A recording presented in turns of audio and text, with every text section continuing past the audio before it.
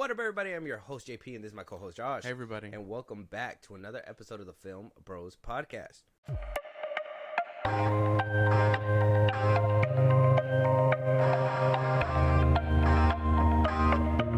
All right, Josh, good news for you, potentially bad news for other people, but apparently really good news for everybody because The Bear is now not only getting a season 3, I saw this. all right? And you've been eating really good. Yeah, I see. You've been eating really good every single year since, what, 2020 or 2021? Around there, yeah. Yeah.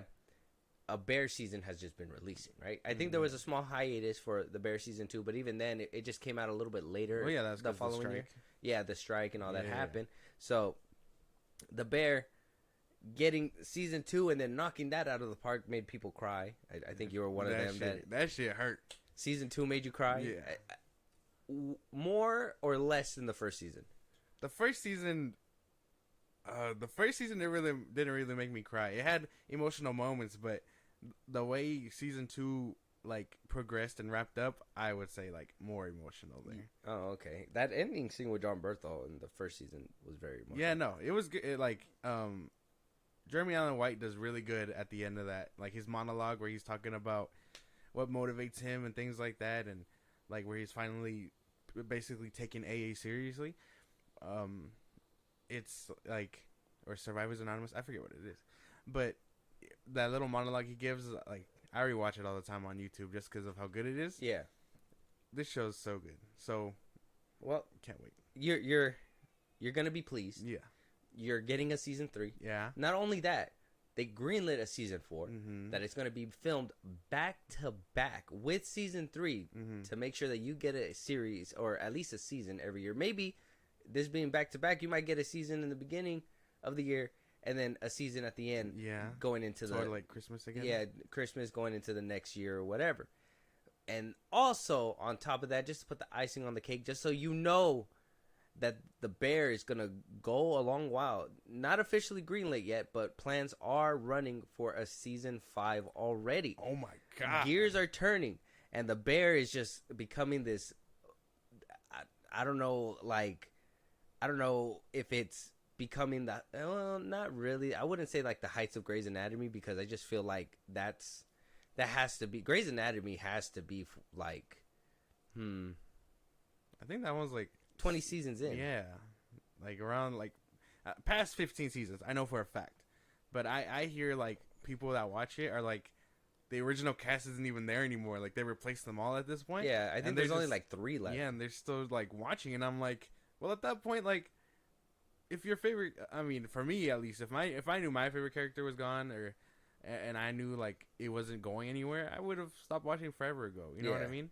Yeah. I think a show that lasts that long and gets rid of characters that you kind of ruins it. You know what I mean? Yeah. Because how do you replace someone that you actually really like?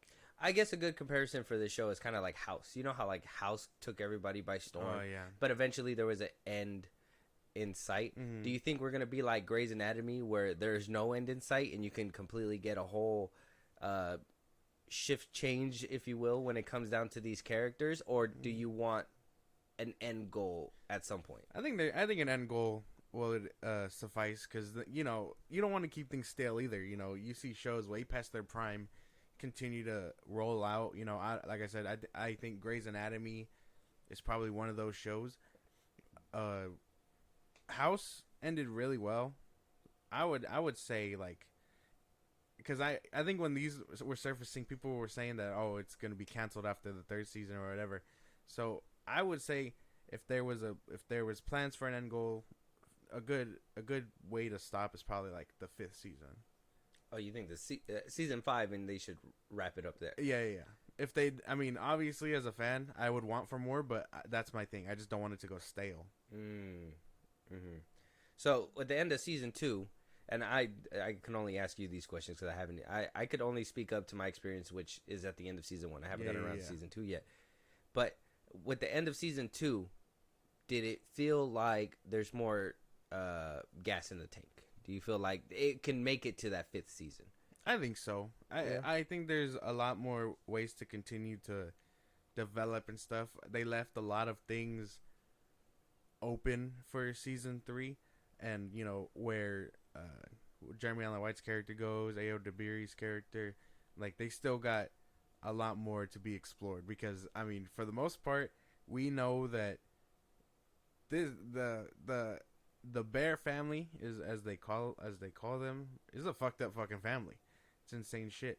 I know you haven't seen it, but I mean, it's not a spoiler for you, because they say that John Bertholt's character committed suicide, and like there's still more to explore there. So I think I think there is room for a couple more seasons.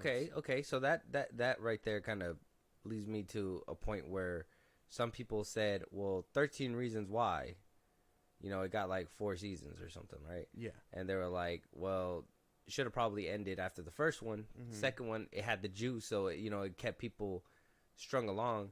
But then by the time the third season came around, people were just like, they're still making more of these. You know, they're like, what else can they talk about? Right. That's the thing with some shows. I mean, this show's a comedy and a drama, like, all at once. Yeah. So if they really wanted to stretch it out, they could.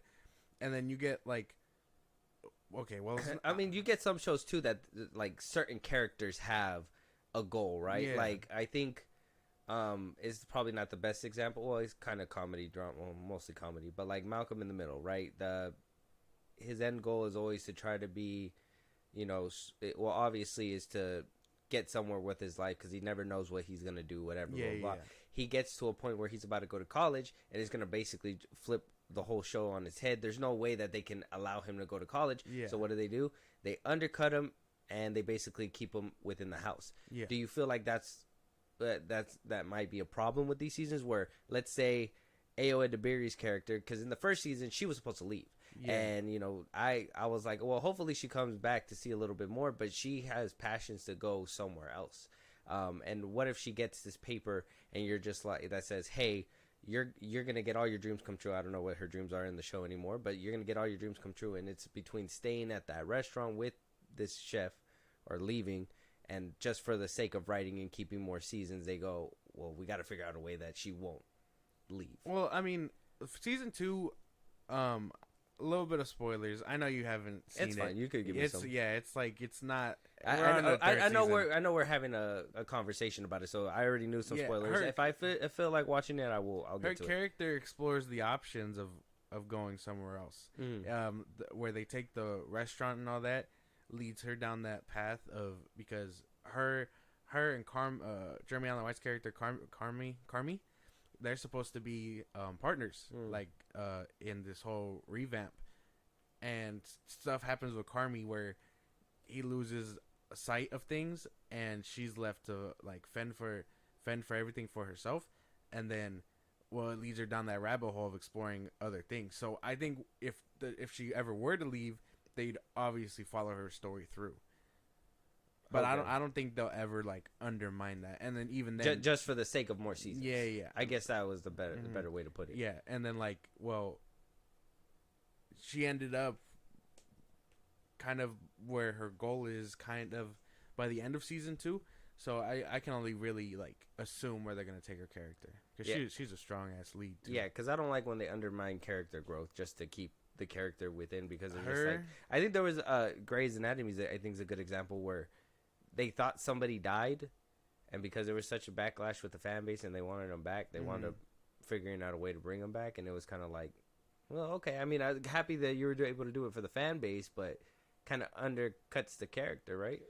I think like the reason people were trying to compare it to 13 Reasons Why is like that the first season was like hard hitting and it seemed to tackle an issue, and then, well, they tried to recapture the lightning in the bottle, but I mean, you told most of your story in that first season. I don't think I didn't watch up to the 4th season. Yeah. I think for me personally, I watched all of those seasons. I was actually really into them.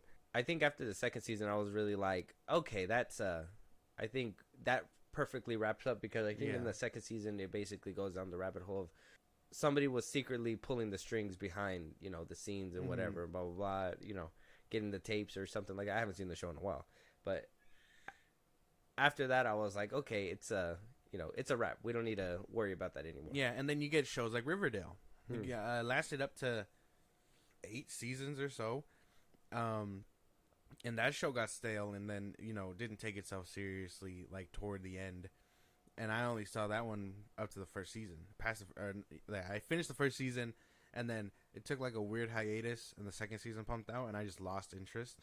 But like, they got superpowers by the end of it. Yeah, it just didn't take itself seriously. She became Scarlet Witch. Yeah, fucking weird. CW Scarlet Witch. Yeah, but I think this show has a lot to explore left, because they name dropped random characters that I'm assuming we're gonna meet, because like I said, they all the characters that are there have been entangled. I mean, even the little, you saw the first season, the little Mexican chick, I forget her name.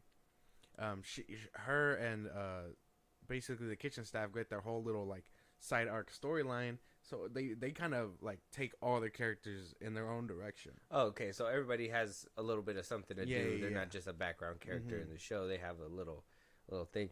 Well, it's gonna be fun. I'm probably gonna get around to watching the Bears season 2, and then so on and so forth. So good. Just to see if obviously if the show does have legs. In your opinion, I trust your opinion that this show has legs and has room to run a little bit further. But I gotta get around to watching it at this point, because it getting greenlit not only for 2 seasons to film back to back, but also a 5th one in the back burner just because they're just like, hey man, these people are riding high. If by the end of 3rd season they're still riding high, we want a 5th season, 100%. So obviously, big W for those Bear fans. Let us know out there if you are a Bear fan. Am I missing out for not watching season 2 yet? Yes, should I get there? Yes. Do you think this show has legs to run 5 seasons? How many seasons do you think it can actually dish out, in your opinion? Let us know down in the comments. Moving on, though, the Batman Part 2 being delayed. Now it made everybody's everybody's knee jerk. I think everybody hit the jerk real quick. Everybody was like, either you were on the side of the aisle where it was like, what? No. Or you're on the other side where you were like, well, I really didn't care for this movie. Maybe a sequel wasn't necessary. Obviously, we know the spinoff for the Penguin series is coming out, this summer? Yeah. Sometime this summer. It's supposed to be coming out this year. Not only did this movie get a little bit of a shuffle, but Paul Thomas Anderson's film got reshuffled as well. Maggie Gyllenhaal's The Bride, starring Christian Bale, is taking the slot of the Batman October 2nd, 2025 release date. And the Batman Part 2 is now being pushed all the way a year later, October 2nd, 2026. Damn, that's like a whole year exactly. Exactly. Now, some people are like, "Oh, Matt Reeves needs more time to cook." I think in this article, and according to the Insider or the Insnider, he said that there's not enough sound stages, and due to the strike, that the script wasn't able to be finished, and that's why it's being pushed back. Now, at face value, that makes sense. SAG strike happened. You couldn't write. You couldn't do all those things. But somebody like me, right, who has theories that pop into his mind, I don't think this is unintentional. And we all know Superman Legacy, or now being called Superman, is coming out in 2025. It's going to come out, July 11th, 2025? Something like that, yeah. I'm pretty sure he doesn't want his Superman to be confused with this universe's Batman. Yeah. Now, he did say, we're going to put an Elseworlds label and blah, blah, blah. Yeah. But by the time this Batman comes out and an Elseworlds title comes out, the general audience isn't going to have enough time to be like, okay, this is what I'm looking for when I see a DC film. This is the DC film that I know is going to be in the continuity of what I'm looking for. Yeah. And this is just an Elseworlds story. So I think there's a little bit there when it comes down to James Gunn. A little bit more behind that in my head says that this is David Zaslav's safety net. Now, a lot of people went onto Twitter and pulled up Matt Reeves' Instagram and his Twitter bio, and Yeah. before it had the Batman in his bio, and now there's no sign of the Batman in his bio. So a lot of people think, or at least I think, I will say it's my opinion, and I have yet to talk to a lot more people to, you know, kind of gauge whether or not this could be possible. But I think that Zaslav is holding the Batman to the end of at least James Gunn's first 4 years, which by the time Superman Legacy comes out, or Superman Now comes out, it will be his last year with DC. And if Superman, in my opinion, does not perform, Zaslav is going to build a universe surrounded with the Batman. The Batman. After kicking out James Gunn when his contract expires. Okay. Now, if Superman does do good, yeah. On the other side of that coin, if Superman does do good, I'm afraid that Matt Reeves is going to be reduced to a one-and-done film and spin-off series. I don't know if I agree with the end part of that. His last movie, basically.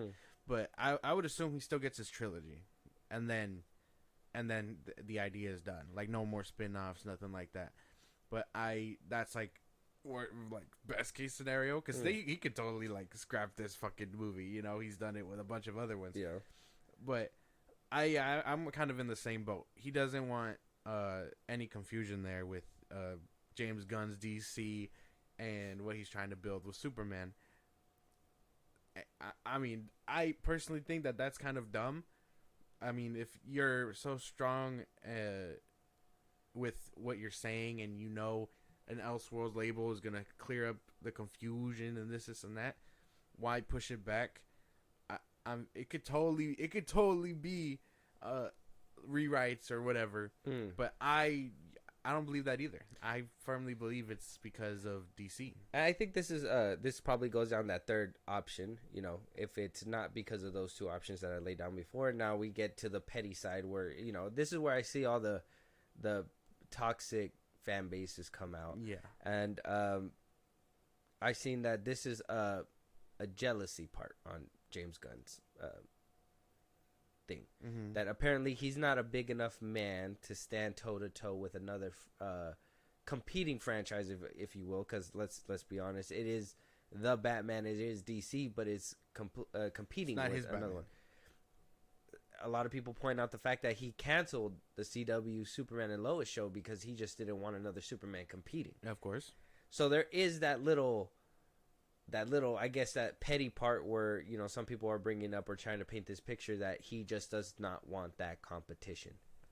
Do you think that is a factor? Of course. I mean, I'm not opposed to that idea either. I'm a firm believer he did cancel Superman and Lois because he doesn't want competition. He doesn't want anyone competing with his Superman. I don't see why they couldn't go hand in hand. And I mean, it only gets worse when you think about that they gotta implement a Batman at some point with Andy Muschietti directing. Yeah, and I mean, Matt Reeves' Batman. Either the second one comes out and he gets his trilogy, with a third one somewhere in sight and no more spinoffs, or after this one they just cut it at the knees and like they got to implement their Batman somehow. Yeah, and if basically what I'm trying to say is if he was able to do it with other projects like Superman and Lois and things like that, what's stopping him from doing it to Matt Reeves? Yeah. And I mean, I guess a little something to I guess to kind of hammer in that detail. One of the insiders did say that, like I said, sound stages and the SAG strike happened, and that's what basically stopped the Batman from being written and being ready for a 2025 release date. So how the fuck was James Gunn able to pump 3 scripts? How is he able to pump Commandos, Superman's, give it a whole title change too? I mean, it came out a few months after the SAG strike, but I'm just saying, in my head, somewhere along the way, the math ain't mathin'. There ain't no math. You can't tell me that he couldn't finish his script when the first film came out in 2021. He knew it was planning a trilogy. That was already on the table since the beginning. So, and spin-offs. I think no spin-offs came after when they saw the Batman was performing a little bit better, but we knew that a trilogy was supposed to be in the cards. Yeah. So a little part of my brain says the math ain't mathing on that part, on the whole SAG strike, because if James Gunn was able to bring in not only a finished script before that, a couple other scripts for DC, and also have a revised vision after the SAG strike, I'm just saying. That boy was writing during that I'm fucking just saying, strike, bro. The math ain't mathing, bro. I'm pretty sure he was. And I mean, he won't come out and say it, and his fan base probably won't acknowledge it even if he did. But I am like 95% sure he did. Which is fine. He has a universe to build, and he can't do that if everything's on a hold. But my God. Can't build a universe if he's stuck not being able to write. Yeah, man. I'm pretty sure he fucking wrote through the strike. Yeah. It is what it is at this point. I really feel like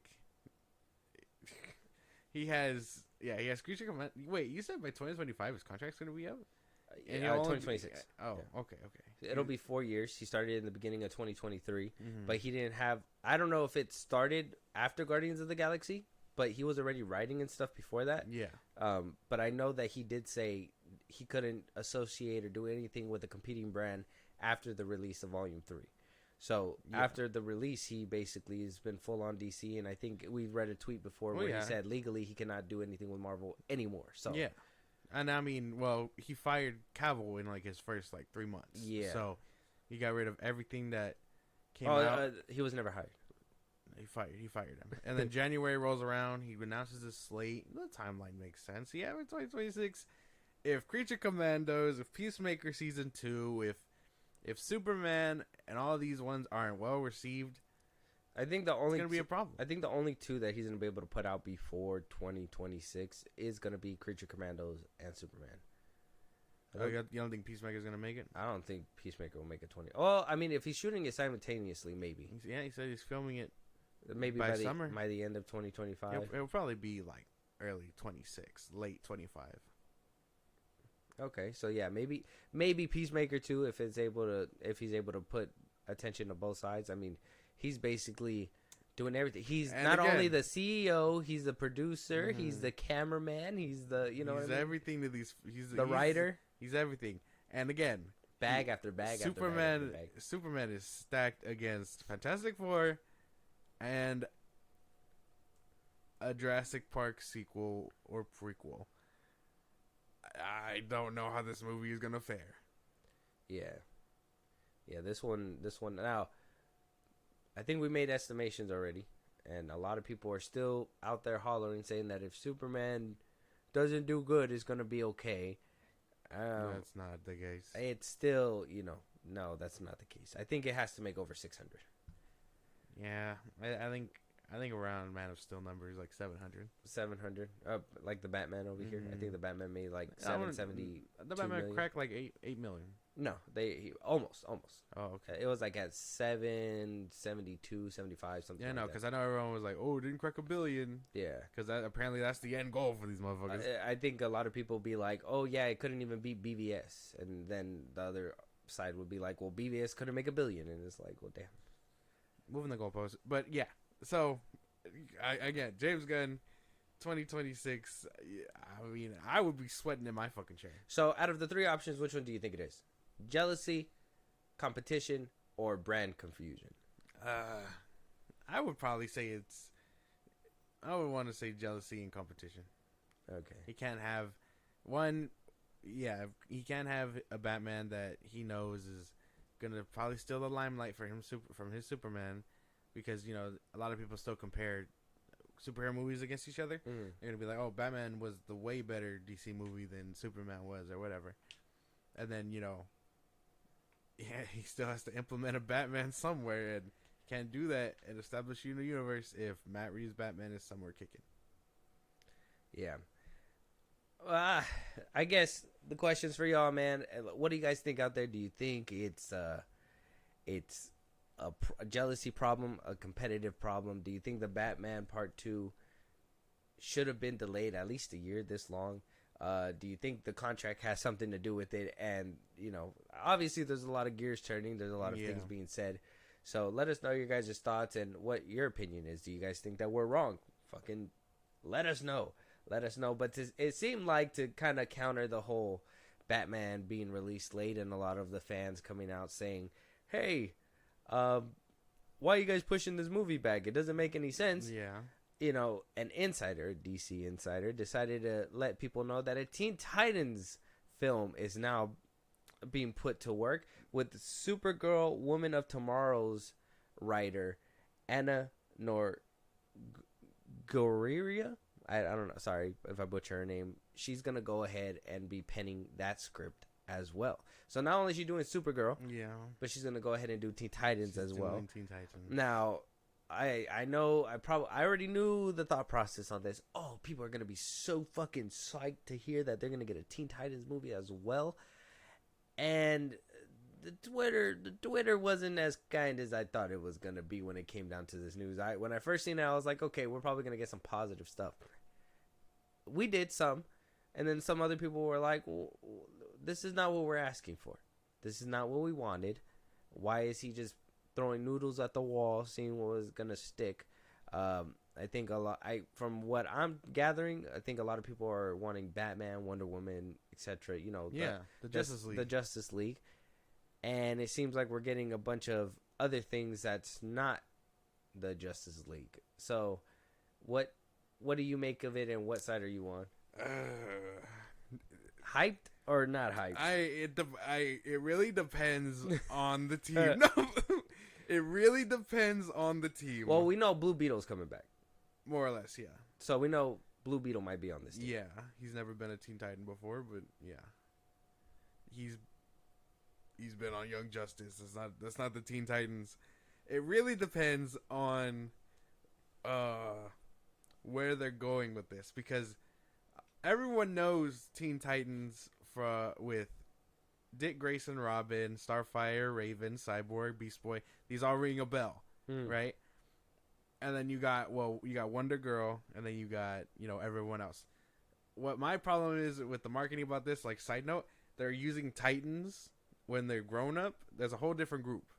That's all of them grown up, and those are just Titans. Those aren't Teen Titans. That's my little side note when people are promoting this. That's why shout out to our Twitter at FilmBros Podcast, when I posted it, I used an accurate picture of them as teens. That's Teen Titans is Robin, Raven, Beast Boys. And then you got Titans where it's them grown up, Nightwing, and so on and so forth. Yeah, because Robin turns to Nightwing. Yes. Yeah. Okay, but that's my thing. So we got Dick Grayson. You're following me? Yeah. That's one roster.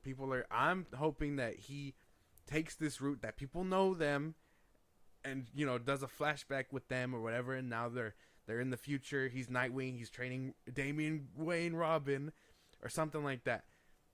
Or he's probably gonna shoot himself in the foot if he goes with this fourth generation Teen Titans roster with Damian Wayne and Blue Beetle and whatever other sidekicks they come up with, because no one knows them, like, other than like diehard comic book fans. Yeah. And so it's either gonna be the most obscure characters on the team with Damian Wayne, Robin leading, or it's gonna be the most badass team that people know, which I would hope he's smart enough to know that we know them, and he goes that route. Okay, because, and I think he knows, because I think there's two recent Teen Titans versions that are doing really good. You have the Young Justice, like you named. Yeah. And unfortunately, you have Teen Titans Go. So, Teen Titans Go at least is that original roster that a lot of people know and a lot of kids are growing up with. So he could be going that route where we're going to see them grow up. That's what I'm hoping for. But also we're hearing that, obviously Batman's going to be a little bit older. Yeah, and he's going to have a Damian Wayne Robin. Yeah. So he's going to be around and kicking. And then we're getting a first generation Superman in next year. Yeah, no Superboy. No Superboy for we're getting Crypto. For Teen Titans. Yeah, but he's not a Teen Titan. We need Superboy. Oh, we do need Superboy. We need Superboy for Teen Titans. What if the Authority takes some of Superman's blood or something? You seen the leaked photos? I only saw the one of the chick. Yeah, the chick. Yeah. People were all like, "Oh, they're already butchering her," and I was like, "Man, even I know like CGI, like, Yeah, like, yeah. even I know that. Like, some people are just so quick to jump on the neck. Now, if we get a CGI image, then okay. But if until then, It's just behind the scenes stuff. Yeah, bro. People are dumb. Like, but those are my worries about this. If that was the same, those leaks with Deadpool where you see like the dude, Deadpool like supposedly cutting dude's head off and it's like a green mask over his head, you just be like, wow, this looks like shit. It's not gonna look good. They're butchering the movie. They had Colossus walk around in like a green suit like that. You're like, that's not Colossus. Yeah, that's like, what the fuck? Who so is that? dumb. It fucking has a little stick with the head up here. It's like, no, they're butchering my boy. That's so dumb, dude. Yeah. But these are my worries. Like, because it sounds hype, but it's either gonna be the most badass thing where we basically are getting our cartoon team as we imagine in live action, or it's gonna be this roster of nobodies with Damian Wayne leading. Because I mean, did you watch the new 52 animated movies? Do you know what Damian Wayne's team is like? Oh yeah. The like the Judas contract and all that stuff. Yeah. It's like that. And then you saw the old cartoon with I seen Dick Grayson, Robin. I seen the last one where Superboy got like ripped in half and shit. Yeah, that shit was crazy. That was Damian's roster. Yeah, but they got beat the fuck up. They did. Starfire was beat the fuck up. That shit was crazy. Turned her into a whole apocalypse robot. It was insane. But like, those are just my worries when it comes to this. But other than that, it sounds kind of hype. I can't lie. Like, I've always wanted a Teen Titans movie. I don't know if making one before we get a Justice League movie is the right move, but who knows what he's cooking. Yeah, this is gonna be I personally think it was weird too to hear. The only thing where my head goes is that I'm hoping that they get the young one, because if they're going with a first generation Superman and all that, maybe they basically build side by side, but because we already know superheroes are running the show. We already know superheroes are going to be filled. Superman's late to the party. Basically. So maybe there's already something being formed and, they're like, well, they have this group of young kids that are saving the city. Why? Well, that would be kind of weird too, huh? To be like, oh, we're going to follow the immature children into the battlefield, right? The Titans are basically a way for these heroes to basically grow up without the mentor all over their shoulder. So when Nightwing or when Dick Grayson forms them, he's already out of Batman's shadow. He's like, I want to try to go solo. And then he meets these other band of heroes. And they protect the whole city. And then, that becomes into this grander thing. Like I said, Tim Drake Robin has been on this roster. He's led his own team in the comics in 2003. Like, Damian Wayne is the latest Robin to run that team. Like, so it's, like I said, it's been passed down, and I'm thinking it's going to be fourth generation over first generation with Nightwing, and that sounds like a problem. Okay. Yeah, I think so as well. I think one thing that I was just really excited about, that I'm like, finally we're going to get to that point again, is the connectivity. I think having the person who's writing your scripts jump from script to script and being able to, weave through. Obviously, if she's doing Supergirl, maybe we're gonna get a roster where and maybe that's gonna make some people mad, but we're gonna get a Supergirl within the Titans. Yeah, and maybe Superboy instead of Superboy, Supergirl. Yeah, you know what I mean? Maybe that's the route. Obviously, change up a couple of the roster to keep it fresh, and then also bring more general audiences in, because if you have Supergirl instead of Superboy, and you still have Beast Boy and the rest of them, does it really change too much? Not really. Not really. But I know I'd feel that type of way because I like Superboy. Yeah, exactly. Yeah, you would eventually want to see it, and you would have those fans yearning to see it. But I kind of see the vision when it comes to that, and I think that's something that really made me mad towards the end of the DCU, is that it just didn't feel connected at all. And now I feel like this is going to have that connectivity that I've been craving within these films. And if there's a team of sidekicks running around, again, everyone is Superman is basically late to the party. So maybe when Supergirl shows up, she's just like, oh, I need help controlling my powers and how to live life like a normal person. So she rose up with these Titans and so on and so forth. So I can kind of see the vision, but at the same time, what is this team going to look like? That's the question. We're going to have Supergirl, Blue Beetle. You want to see Robin transition into Nightwing, huh? That would be nice. I don't want to see Damian Wayne leading personally. I think that's probably like too soon. Like I think that shit's too soon, especially if your Batman is barely getting him or whatever, or however long he's had him. I think that's like way too soon to have him start leading a team. He's like I'd rather them explore the whole the dynamic between him as father and son, being like, oh, he's arrogant and stuff, and he listens to me, but he doesn't know how to play well with others. And so that's when he throws them into the Titans and stuff. Nightwing shows him around, mentors him, and he's like, these are gonna help you grow, basically. And then we see that development, but I don't want him to just be leading out the gate. Like I can't trust. This is a good opportunity for James Gunn to basically maybe start the Titans at their end of the run. Maybe he's gonna go from Robin to, because that Robin, what's his name? Dick. Yeah, Dick is gonna make that jump to Nightwing pretty soon. Basically have the first Teen Titans film focus on that team about to graduate and move on to other things as they're jumping into different films, obviously, and blah blah blah blah. By the time the second Titans runs around, they're like, well, we have a all new roster that we're gonna lead up into the third one or something. You know what I mean? And that would be a good opportunity to show that connectivity and that like growth between films. You know what I mean? And maybe we'll really wash the taste out of the people's mouths that do say, oh, we should have had a Superboy instead of a Supergirl, if that's the route that they may potentially go. Yeah, I don't know, but I mean, I'm hoping he is kind of taking it and thinking about this, because again, it really depends on roster. I want Ice Cube's son to play Cyborg. That'd be kind of cool. Can't get mad at that kind of casting. Yeah. Well, he's just old. Is he old already? I think so. How old is he? He was. I know he was like young as shit when he was in Straight Outta Compton. Let me see. Do you know his name? Like his real name? I don't. Isn't it O'Shea Jackson Jr.? Or oh yeah, like O'Shea. Yeah. Jackson Jr. He is. Oh, he's 33. But he don't look that well. I mean, if he's a teenager in the to play a teenager, he don't look too crazy. He doesn't look too bad. He'd have to like already be established cyborg. Oh, been doing it. Maybe he could be like an older cyborg that is mentoring the Teen Titans. Yeah. Would that be weird? A little bit, because then you get those people that are like, oh, he should be on the Justice League roster. Which I mean, I didn't really. They trust him because he has boom tube technology. He's part Apocalypse, basically. Yeah.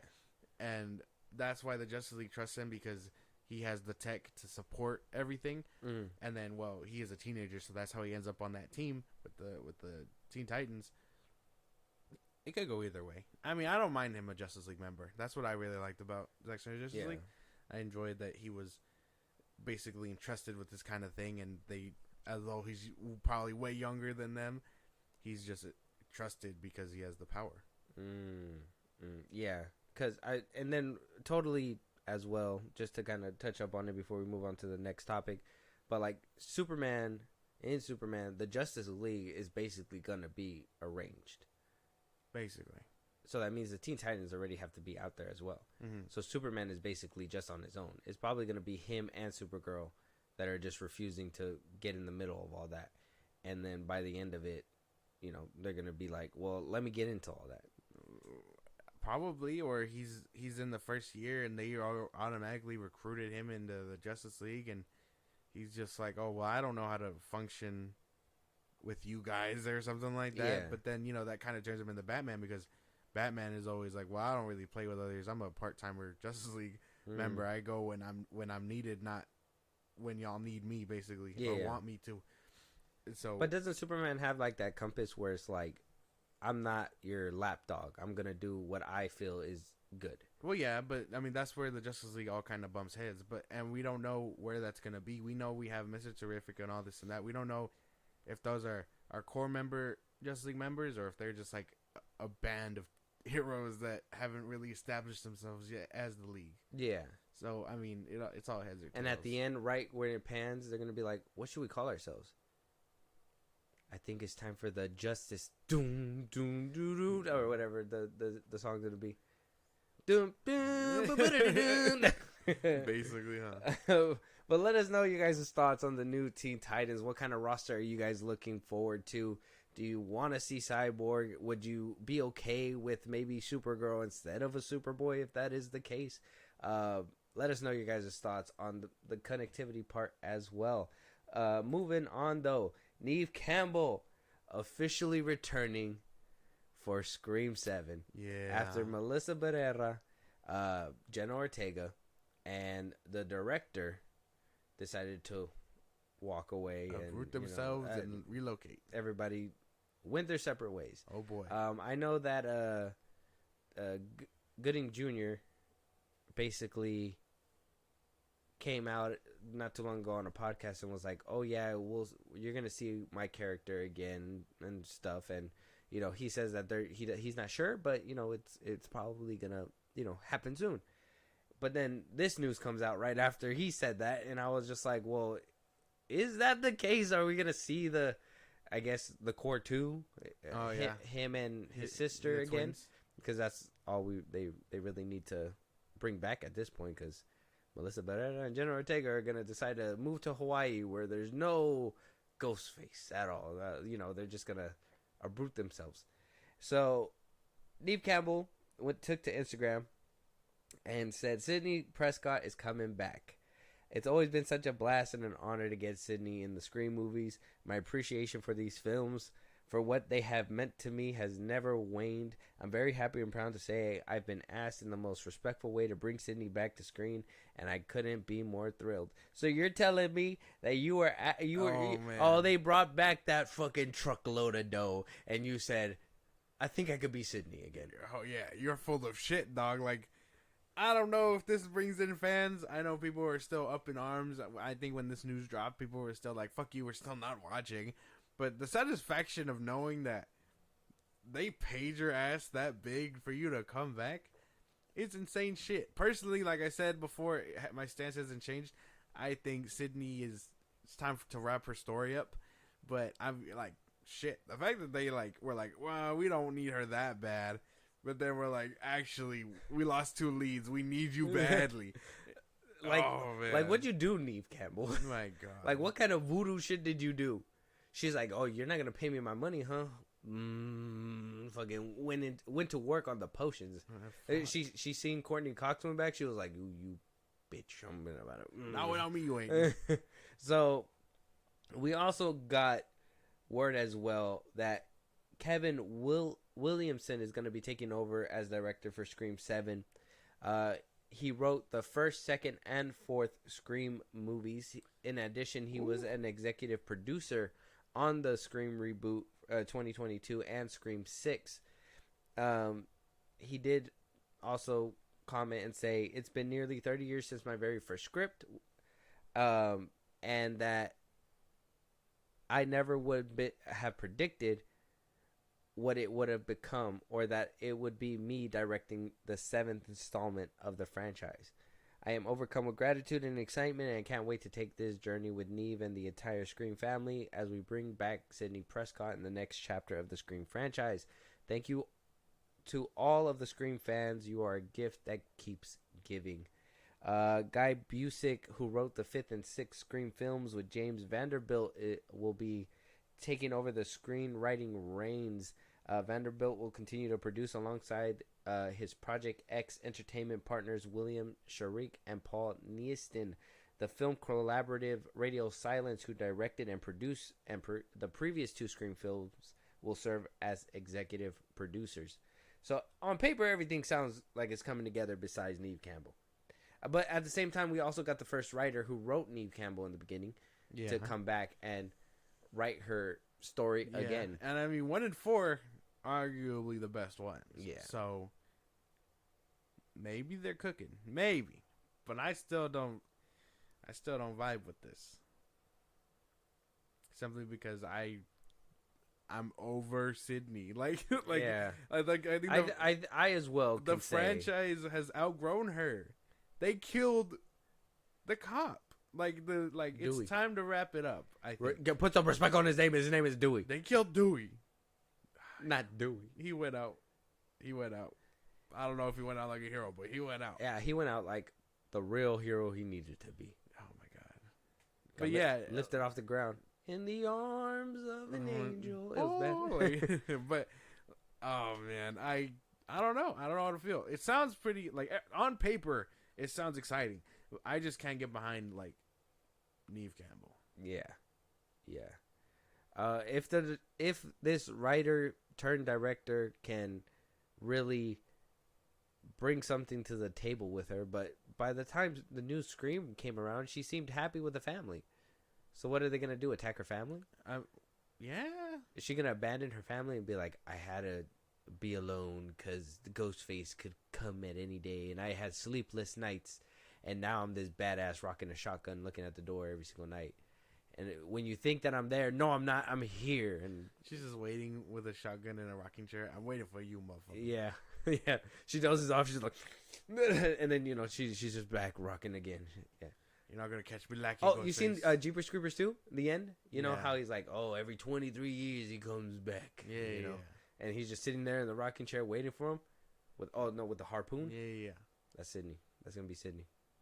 I know he's gonna come back one day. That crazy motherfucker, bro. Yeah. It's still crazy that the third one went the way it did. But, yeah. Oh my god.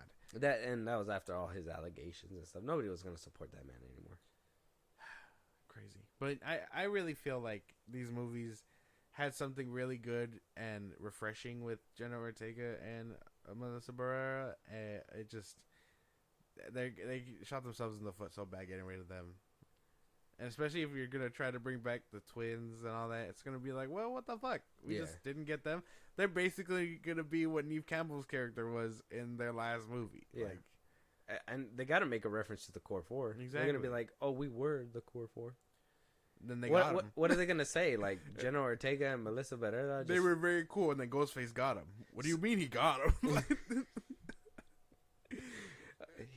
He stole a car and rammed a car at them. I don't know. They say he somehow wandered into Madam Web. That'd be fucking insane, dude.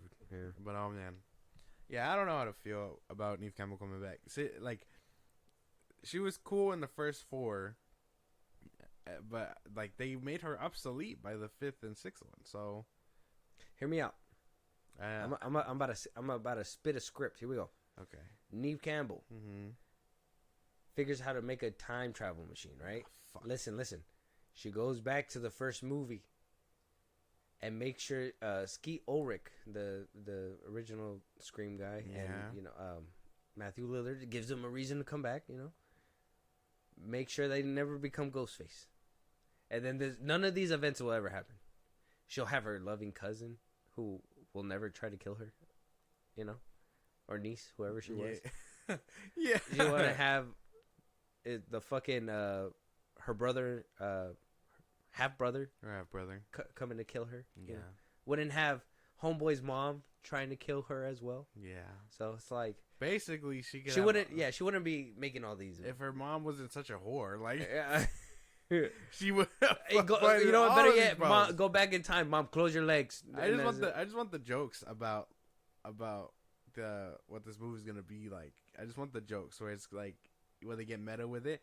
They're like, man, this is just like in like what are their in-universe movies called? Stab 7. They're like, oh, this is just like in Stab 7 where they got rid of the fresh cast for the old chick and paid her more, or something like that. Like, I can't wait for those kinds of jokes.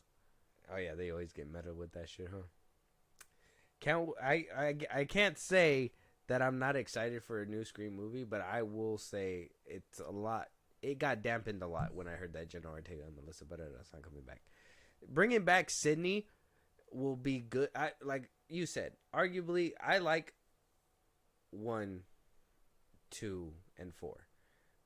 3, I like some of the things that happen in there, and then other things is kind of like what used to get me in 3 is when she would go on that whenever that the fucking they would be walking at you with the fucking crazy voices of her mom, and it's like under a sheet or something. That shit always used to get me. I'd be like, you bitch, go away. So I don't know. Neeve Campbell coming back. That's obviously got a lot of people worried. But the amount of money that they had to bring to this, I know the amount of money. Good for you. Good for you. Held your ground, and the universe somehow aligned with Neeve Campbell. All falls back into place, I guess. Yeah, she's like, and where did your failure bring you? Back to me. It is over. With that being said, let us know out there what's your guys' thoughts on Neeve coming back. It's very interesting for sure. Moving on though, X-Men showrunner got exited, or was exited from the building. We got, what's his name, Bayu DeMayo, who is a showrunner for the new X-Men 97 show, which, speaking right now, is coming out in a few days. Yes. He got fired 5 days prior to the show being released. Mm-hmm. Now, a lot of speculation was out there that, apparently he was a bear on set, and that, that he was always constantly just rude to people. Apparently he knew, he had a lot of knowledge when it came to X-Men, and he was a good creator, but he was just a shitty person. And then we got other people saying, well, he had an OnlyFans. That was insane to find out. Some people say non-explicit. Some people say things are getting rammed up certain places. And I'm just like, I'm not going to look to find out. But if you guys did, I believe you. Like, I don't know I can't even argue with you, because I'm never going to figure out if that's true or not. I'm not going to, hope for cooking and cleaning on OnlyFans and then shit getting shoved up in places that it's not supposed to be. To think about. So we got some insiders talking to Entertainment Weekly, Winterbaum, saying that he can't talk details on the whole situation, but he can say that he had real respect and passion for these characters. Bayu had real respect and passion for the characters, and wrote what I think is excellent scripts that really the rest of the team were able to draw inspiration from to build this amazing show that's on screen. He says, we parted ways the best way that we could. That it wasn't a firing. That apparently, according to him, it was mutual. Now, we haven't heard DeMayo's side. He hasn't came out. Maybe there was an NDA in play. I'm not sure just yet, but he hasn't came out to say anything about it. Like I said, all these rumors are coming out. OnlyFans, that he was, great creator, but just an asshole to work with. Oh boy, I don't know. What do you make of this one? It sounds like poor timing. I feel like you probably should have put a hold on that OnlyFans. like you were riding fat off the MCU for a cool second.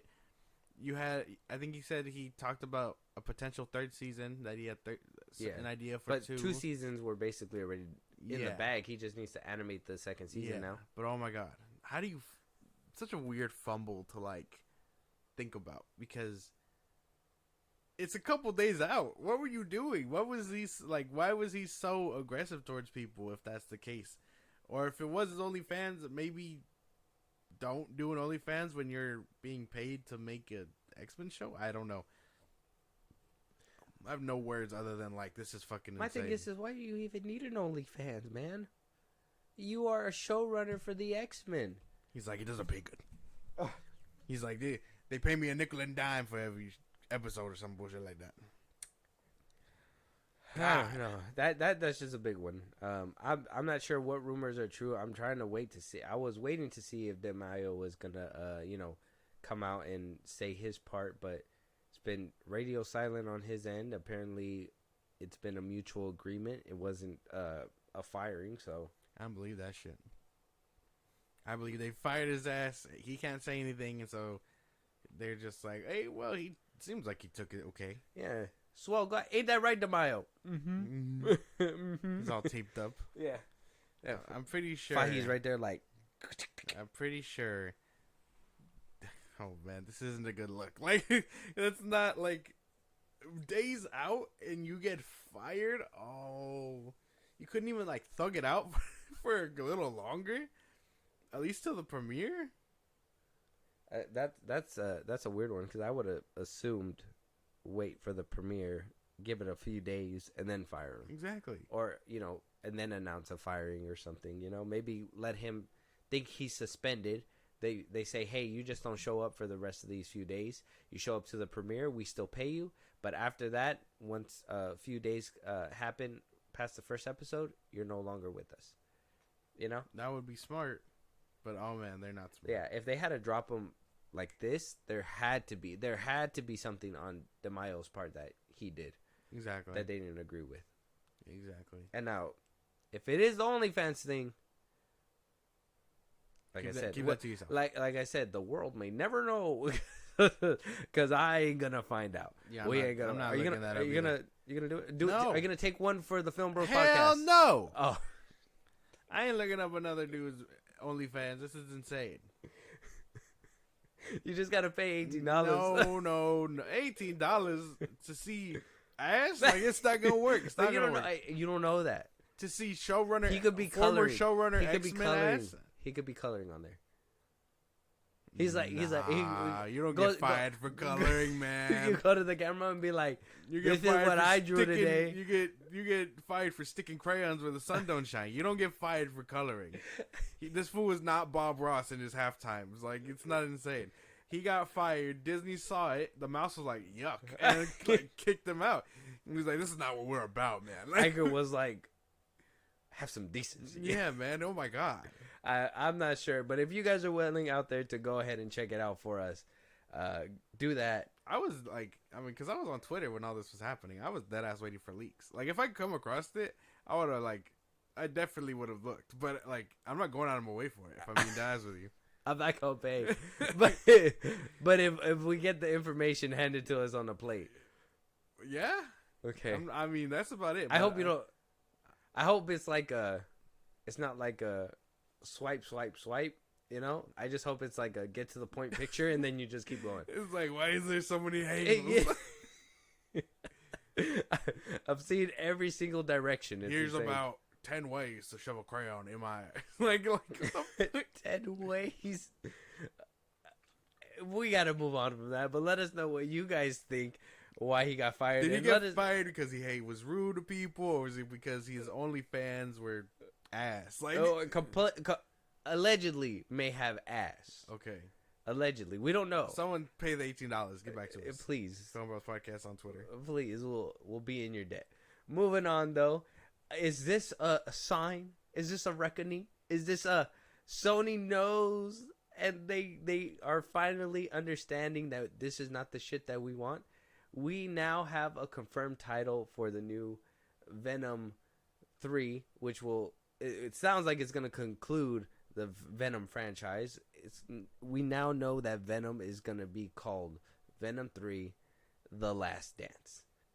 I mean, that doesn't even make any fucking sense. Okay, and why is that? Who is he dancing with? Whose last dance is this with? Well, it's his last time on screen. Now, we did see some leaks. I think we were talking about it with King Spike. Shout out to him. I thought he did say that that in the BTS photos that he was wearing the same clothes that he jumped from No Way Home at the end back to know when he went back. Mm-hmm. So we were seeing that within the BTS photos and whatnot. So this could be just kind of saying like this is going to be the last film within the Sony roster that they're going to be producing when it comes to these villains.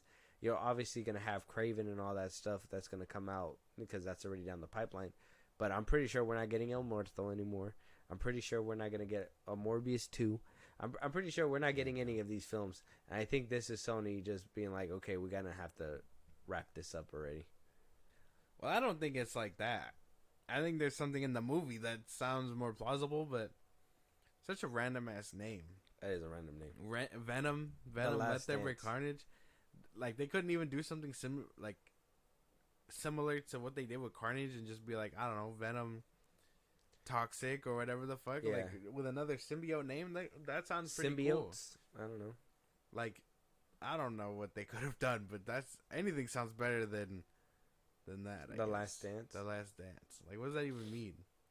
Are we gonna see Venom or Eddie Brock dancing? We'll see Venom hit the gritty.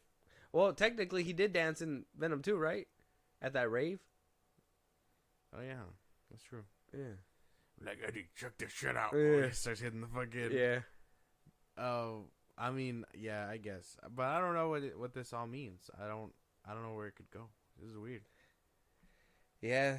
There's still no word on where this story's going. Everything's been under wraps. I don't even think we know I don't think there was a lot of BTS photos. The only ones that I did see were the ones where he took pictures with people, not like how we're getting with those leaks with Superman. Yeah. That, in action, or Deadpool and Wolverine when, they were over there in front of the 20th Century logo sign and all that stuff. They're keeping it very hush-hush. Yeah, and this one, maybe Sony and this universe is like, what the fuck? Nobody's trying to leak our shit? And people are just like, we don't need brother. What is that, brother? What is that, brother? They're like, we don't want to. We don't even want to know what's happening behind that wall. No, I mean, basically, yeah. That's so dumb. It's the same thing with DeMayo's page, brother. What is this, brother? Oh my god, dude. I guess, man, this might as well be a thing. Venom 3. The Last Dance. I don't know what it means. He went 2 movies without getting his full fucking spider symbol. Mm-hmm. Which I thought, I mean, they could have went the route where he ate Carnage and then got the symbol, making him whole or whatever. Mm-hmm. But even then, they were just like really boring with it. Yeah, because Let There Be Carnage was ass. Shut up. You shut up. Ah. You don't know anything. Well, I know that they're gonna have a Last Dance. Who? Huh? Who? I don't. Venom and who was the one in the first one? He's gonna come back. I don't know. No, he's not. Tonic or Toxic or whatever. No, what's his name? Tonic? No, his name was. What was his name? Toxin. No, no. Toxin is the cop. He's supposed to be the cop that got infected in the second one. Oh, Riot. I think it was Riot. Oh, Riot. Okay. Yeah. Yeah, I don't know. I don't know where they can go with this. I personally think they fumble these movies hard. Yeah, man. They're not that great. It was cool the first time around when you see him bite off people's heads and whatnot, but then with no substance behind it, you're just like, well, what the fuck? They should have cooked something different. But man, I guess The Last Dance. So if this is the plate that you're given, you're eating it? I'd watch it. I'm invested. I've seen both of them. You're invested. I want to see where it goes. I gotta see a trailer. I want to see where it ends. I've seen both of them. So yeah, I wish I didn't see both of them. Yeah, well, you're boring. So. I wish the first one was just around and then boring. The movie was boring. No, you're boring. Oh. Carnage was cool. Woody Harrelson was cool. Not cool enough. Yeah, cool enough. As cool as Morbius. Nah, Morbius wasn't cool. It had cool slow-mo. Like the scene where he fights Matt Smith was pretty fucking cool, but that's about it. The fact that all these actors just got duped by this studio. Jared Leto really needs to start picking out better studios to work with at this point. Basically, yeah. Yeah. Tom Hardy probably got a bag for these films, but can't even be mad. Not even doing him any favors for sure. Yeah, because he just shows up, does it, the voice, and then it's over. Acts like a fucking idiot throughout the movie. Mm-hmm. Like exactly like that. Yeah. So it is what it is. Let us know you guys' thoughts on Venom: The Last Dance. Who is he dancing with? Why is it the last dance? And will he get will we see a Spider-Man? I hope so. At least. Can't go 3 movies where this man is like terrorizing San Francisco and not get a Spider-Man. If we don't see a Spider-Man in this one, I guess the closest thing we're gonna get is just him seeing him on TV and then licking the screen. That was crazy shit, man. It's insane, man. So what world are we living in? Moving on, though. A scoop from Giant Freaking Robot where everybody was saying bullshit, bullshit, bullshit. And then Can We Get Toast on Twitter decided to confirm Giant Freaking Robot's theory or his scoop. And that is Henry Cavill is going to make the jump into the MCU. Not as Captain Britain as people were expecting, or not in a big role or big capacity. Maybe. But apparently he's going to be in this film as a Wolverine variant. No way. Cap. I call Cap. I don't believe that. It'd be cool, but I don't believe it. You don't think that's going to happen? No. You think it's fake? I do. I mean, a lot of people were like, Giant Freaking Robot, it's not real, it's not real. But then Can We Get Toast on Twitter confirmed that it's real, and everybody was like, I think we owe Giant Freaking Robot an apology. So a lot of people seem to be sure that this might be happening. I don't think so, man. No? No. It's too good to be true. You don't think Cavill can play a Wolverine? I think he can, but I just don't see it happening in this movie. Well, we need variants. We need people to play variants. So, I mean, could it be? I mean, for me, unless he's going to be the definitive Wolverine within this MCU franchise and it's not going to be Hugh Jackman anymore, don't waste him. That's a big actor. Henry Cavill is an actor that you put front and center for at least a couple of films. You're not going to just waste him on a one-and-done cameo and then just throw him to the side. Like Ralph Boner. You fucking idiots. I remember. Evan Peters could have been so vital to the MCU and revamping your guys' after post-Endgame shit, and you guys fucking squandered it. That WandaVision could have been the first dip into that whole multiverse thing where Wanda just was doing so well at this illusion thing, she ripped into a different reality and brought somebody through. Like, that would have been crazy.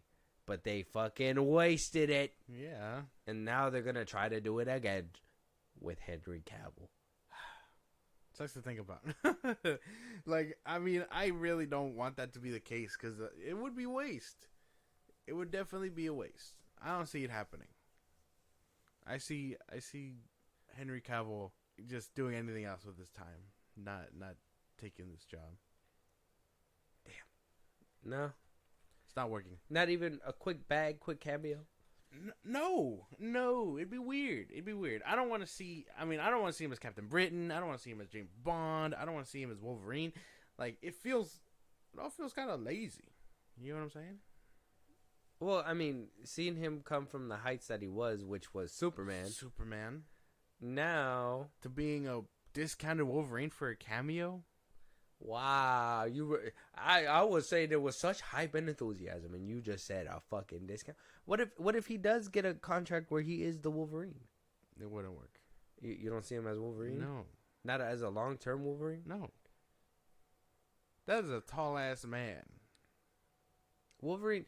Are you one of those people that Wolverine needs to be short? No. But I know he's probably taller than Hugh Jackman.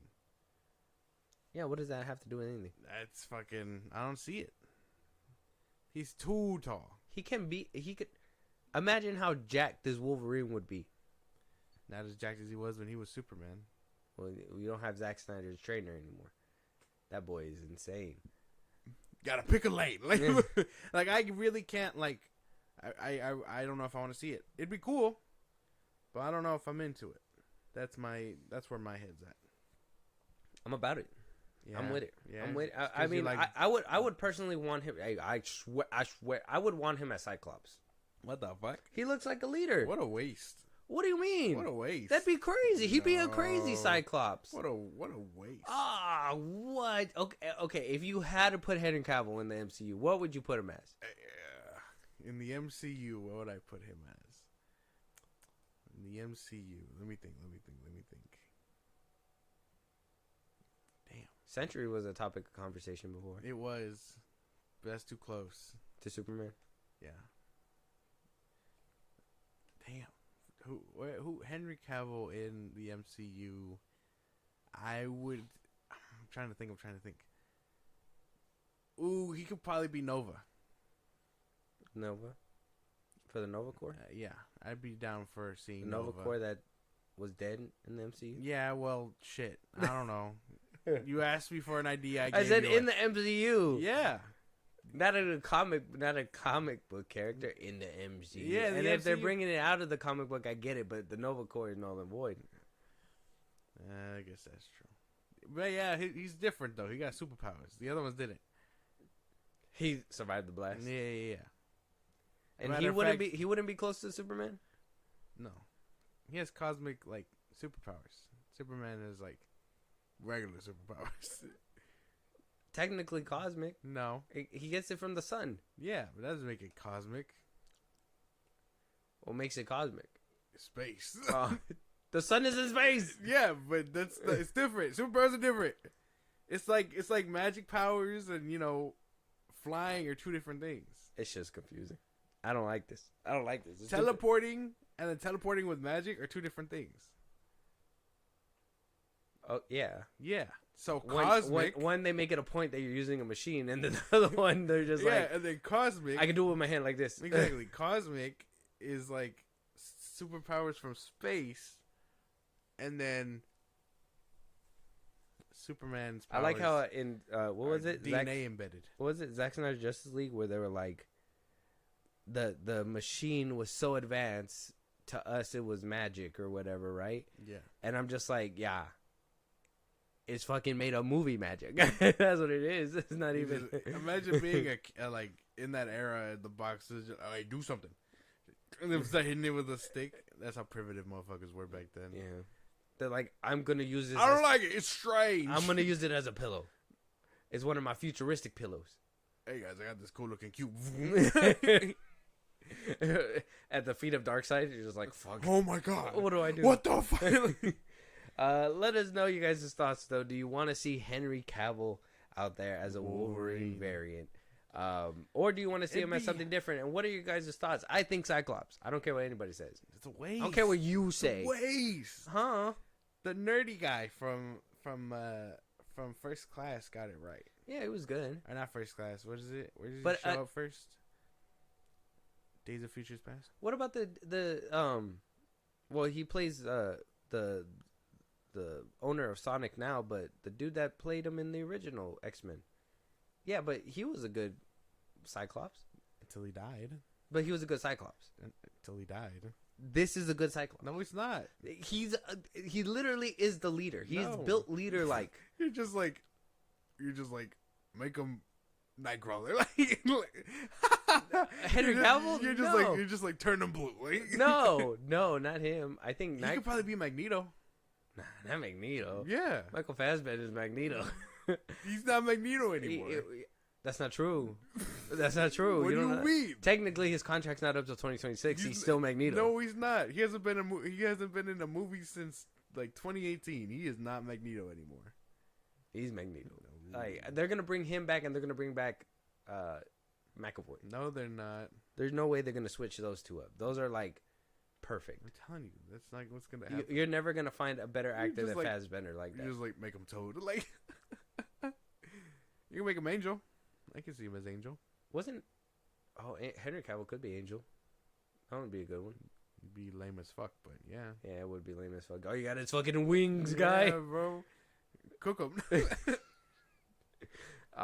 They did that dude dirty in The Last Stand when they made him cut his wings off in the beginning. That shit always made me go like, oh. That shit was tough. Yeah. Damn. I'm just thinking of X-Men that he could play. And like, Yeah, because I'm trying to think of other things. I mean, some people were saying like the Beyonder. Some people said the Beyonder. I mean, Colossus? Some people were even rooting. He's still getting in shape. He just wouldn't be Russian. Yeah. Well, I mean, if they're going to bring over the one from Deadpool, it wouldn't even matter. But, like, some people were even saying Doom for him. Doom. I see him as bad. Doom. And then I know that they're thinking about going with the dude. He was in Dune. I forgot his name, but they're planning to do that for Galactus. That apparently it's closing in on a deal. But Henry Cavill as Galactus would have been pretty dope too. Mm-hmm. Yeah, but I mean Wolverine, seeing him in a cameo would be interesting. but I don't know if I can get behind it. I just don't want to be wasted on it, just a cameo. I think he has potential for so much more. He deserves to do something cool. Yeah. But let us know you guys' thoughts out there on Henry Cavill potentially join the MCU as just a cameo. Or do you want to see him in a bigger role? And what role would you guys put him in? I'm curious about that. Moving on, though. The Marvel star Teyonah Parris coming out to talk about the Marvel's failure. Now, I've already read this. I'm going to read it for you. And then, because my thoughts are collected, I'm just going to start ripping straight up as soon as I'm done. And then you go ahead and we want to hear your side. But talking to People magazine, when asked about the Marvel's box office flop that did occur when it released, she goes on to say, I think there was a lot of talk and people hadn't seen it. So that's frustrating when people comment on things they haven't actually experienced. There's a lot of people who put a lot of their time, spirit, and talent into bringing this forward. She says, I would hope that people will give it a fair shot by just seeing it or trying it. If you don't like the first 10-15 minutes, fair enough. Your time is precious. But we make these films so that it can be an escape from your real world and a moment of levity and joy and fantasticalness. She says you don't have to like something, but give it a chance by actually seeing it and forming your own opinion. And if you did, then that's fair. That's how you feel, and I cannot take that from you. She when asked about obviously the burnout when it came the burnout, superhero fatigue and all that stuff, they asked her, does she think that was a factor when the Marvels rolled out?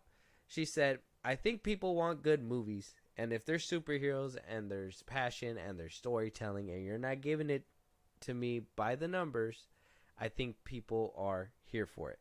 So I don't know. I think we say that because it's easy to just say, oh, superhero fatigue, but I think we want, because I watch them as well, I want good stories and great characters, and that means something and has something to say. So let's start there. Yeah. And then she goes on to talk about the critics, and we'll talk about that in a second. But right now we're just focusing on the fan reaction and, her saying that people should give it a shot. She's right. I always tell you, too, I know there's some things that you probably see and you don't like, but I'll come to you and I'll be like, well, I liked it. Like, give it a shot before you say you don't like it, because, the trailers don't always capture what's on screen all the time. Yeah. Sometimes you can have a shitty trailer but a very good movie, right? I understand that and I get that, but then she goes and actually nails it right on the head right after that, right? Good stories. We went to go watch this movie, and I'll tell you right now, it was not a good story. No, it wasn't. And let's be fair. I don't know why they didn't bring this up to her, and I don't know why she didn't address this either. Maybe it's it's just too mean to say to the face. But a lot of the comments on her performance were not positive. I would even say that her performance was one of the weaker parts of the film as well. So to come out and be like, oh, give it a try, but then also you didn't really give your best either. It's like, well, fuck, dude. How do you want me to watch 10-15 minutes of this damn movie? Oh, man. 10 to 15 minutes of this movie would have been a saving grace, because at least then we could have formed our opinions and left. But we watched the whole thing. So that means our opinions are valid and make sense, because we watched it. We watched the whole thing. And that shit was so ass. Yeah. Like, I can't explain it any more than that. And her character did fall flat. So, I mean, I really can't, defend her other than, say just try again. And hopefully the next movie's better. If she gets a chance. Yeah. I mean, depending on where she ends up, I guess. But, yeah, no, I really don't. I just don't care for what she's saying, if that makes any sense. Yeah. Yeah, my time is precious, but we went to go see it, and I just didn't like it. I couldn't fuck with it. Everything else is just what is she talking about? You know what I mean? Yeah. She's just trying to say. She's trying to sound like nuance and all that stuff. Yeah. I would just take the Dakota Johnson route and be like, that shit was ass. Yeah. And I didn't watch We're it. sorry. We're sorry that we put this out. I'll do better next time. Exactly. Something like that. It'd help out a lot more. So when asked about the critics and what they thought, she goes on to say, I think you're going to have people to have something to say about everything. What I try to do is remember that the work that I put into it, the heart that I put into it, the crew who's given over a year of their lives to make this happen, their excellence, and what it felt like to just be around good people who are super, super talented. She said, my family sacrificed a lot too for me to be able to go away for a year. So I think about those things and try not to engage in those things that aren't positive, because there's a lot going on in the world. A lot. I have to protect my peace. So that's where I say, the first part, she was addressing the fan side of us, right? Our time is precious. We care, we're like you said, our thoughts are valid because we sat there and watched the whole movie. We didn't watch half of it. But then on the flip side, we also are critiquing her work and critiquing these films as well. So we are, in a way, critics when it comes to this genre and to her work. And exactly that. So she addressed it without addressing it. Obviously, a big part of it was a lot of people did say her performance fell flat. So she is going to say, well, I had a lot of things going on too. So, I mean, regardless, I don't care what you people say. I am who I am. So you give us a reason for the fans and you give us a reason for the critics. Shouldn't it all be one blanket and just say, look, I understand the fans and the critics' reception wasn't positive. And I hope that, next time we can move forward and do better with Marvel's 3, or maybe the next time that you see her, it'll be more exciting than this film. But we promise that we're going to get back on track, or whatever it may be, But I don't know. For her to say one thing and then say it so nice and softly for fans and be like, oh, give it your time. And then the critics is like, well, I had shit too. Like, it's like, well, damn. Like, I don't know. Pick a lane. Pick a fucking lane. Critics are professional and they get paid for all these kinds of things and whatnot, And unfortunately, you're a female lead, and that's just how the world works, unfortunately, where some people will see that and be like, woke and all that other bullshit. Can she really blame the critics, though? Like, the movie was bad. It was such a it was, like, so terrible. I can't even be, like, happy that she's, like... I know. And that these people can look at these films and honestly say, like, this wasn't a good film. Exactly. Because Dakota Johnson did it. Sydney Sweeney, I think right now still, she's just like, I'm unbothered. I wanted my check and I got my check. Yeah, she's riding the coattails of just... Like, Tiana Paris, all she has to just be like, I did what I had to do. I was given a script and, next time I'll do a better job or something, and just move forward. But it's just like, you can't drive on two lanes. You need to let the critics and fans know together.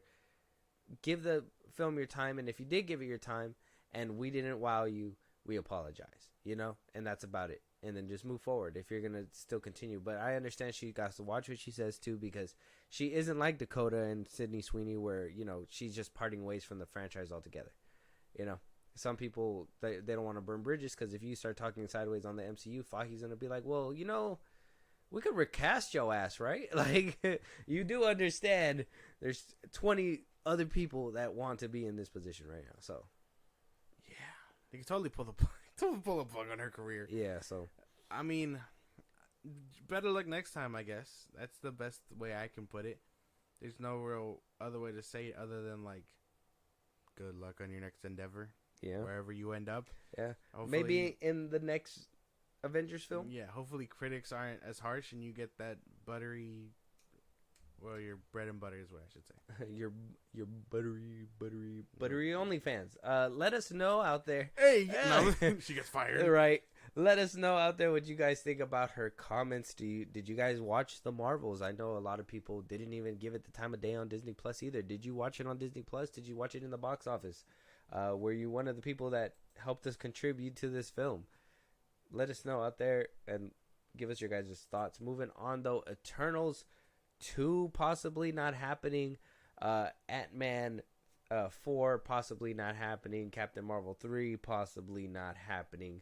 And this is all coming from Daniel Rickman, Daniel RPK on Twitter. He did say, so take it with a grain of salt, he did say that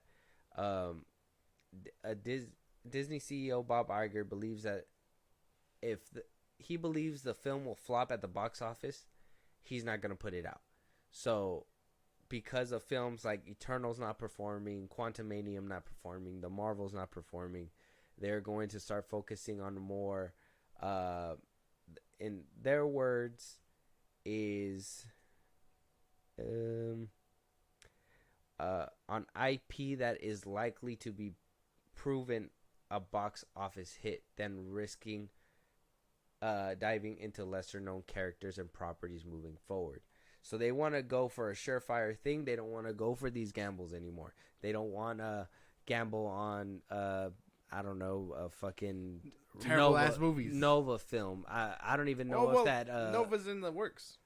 Yeah. That's what they say. But then we also had Armor Wars. Armor Wars. That's probably that went from a Disney Plus show to a movie, and we still haven't heard no updates on that at all. Unfortunate. So we're having a lot of shift changes, and I understand. Eternals too. I mean, Eternals was good though. It was, but not a poor reception to it.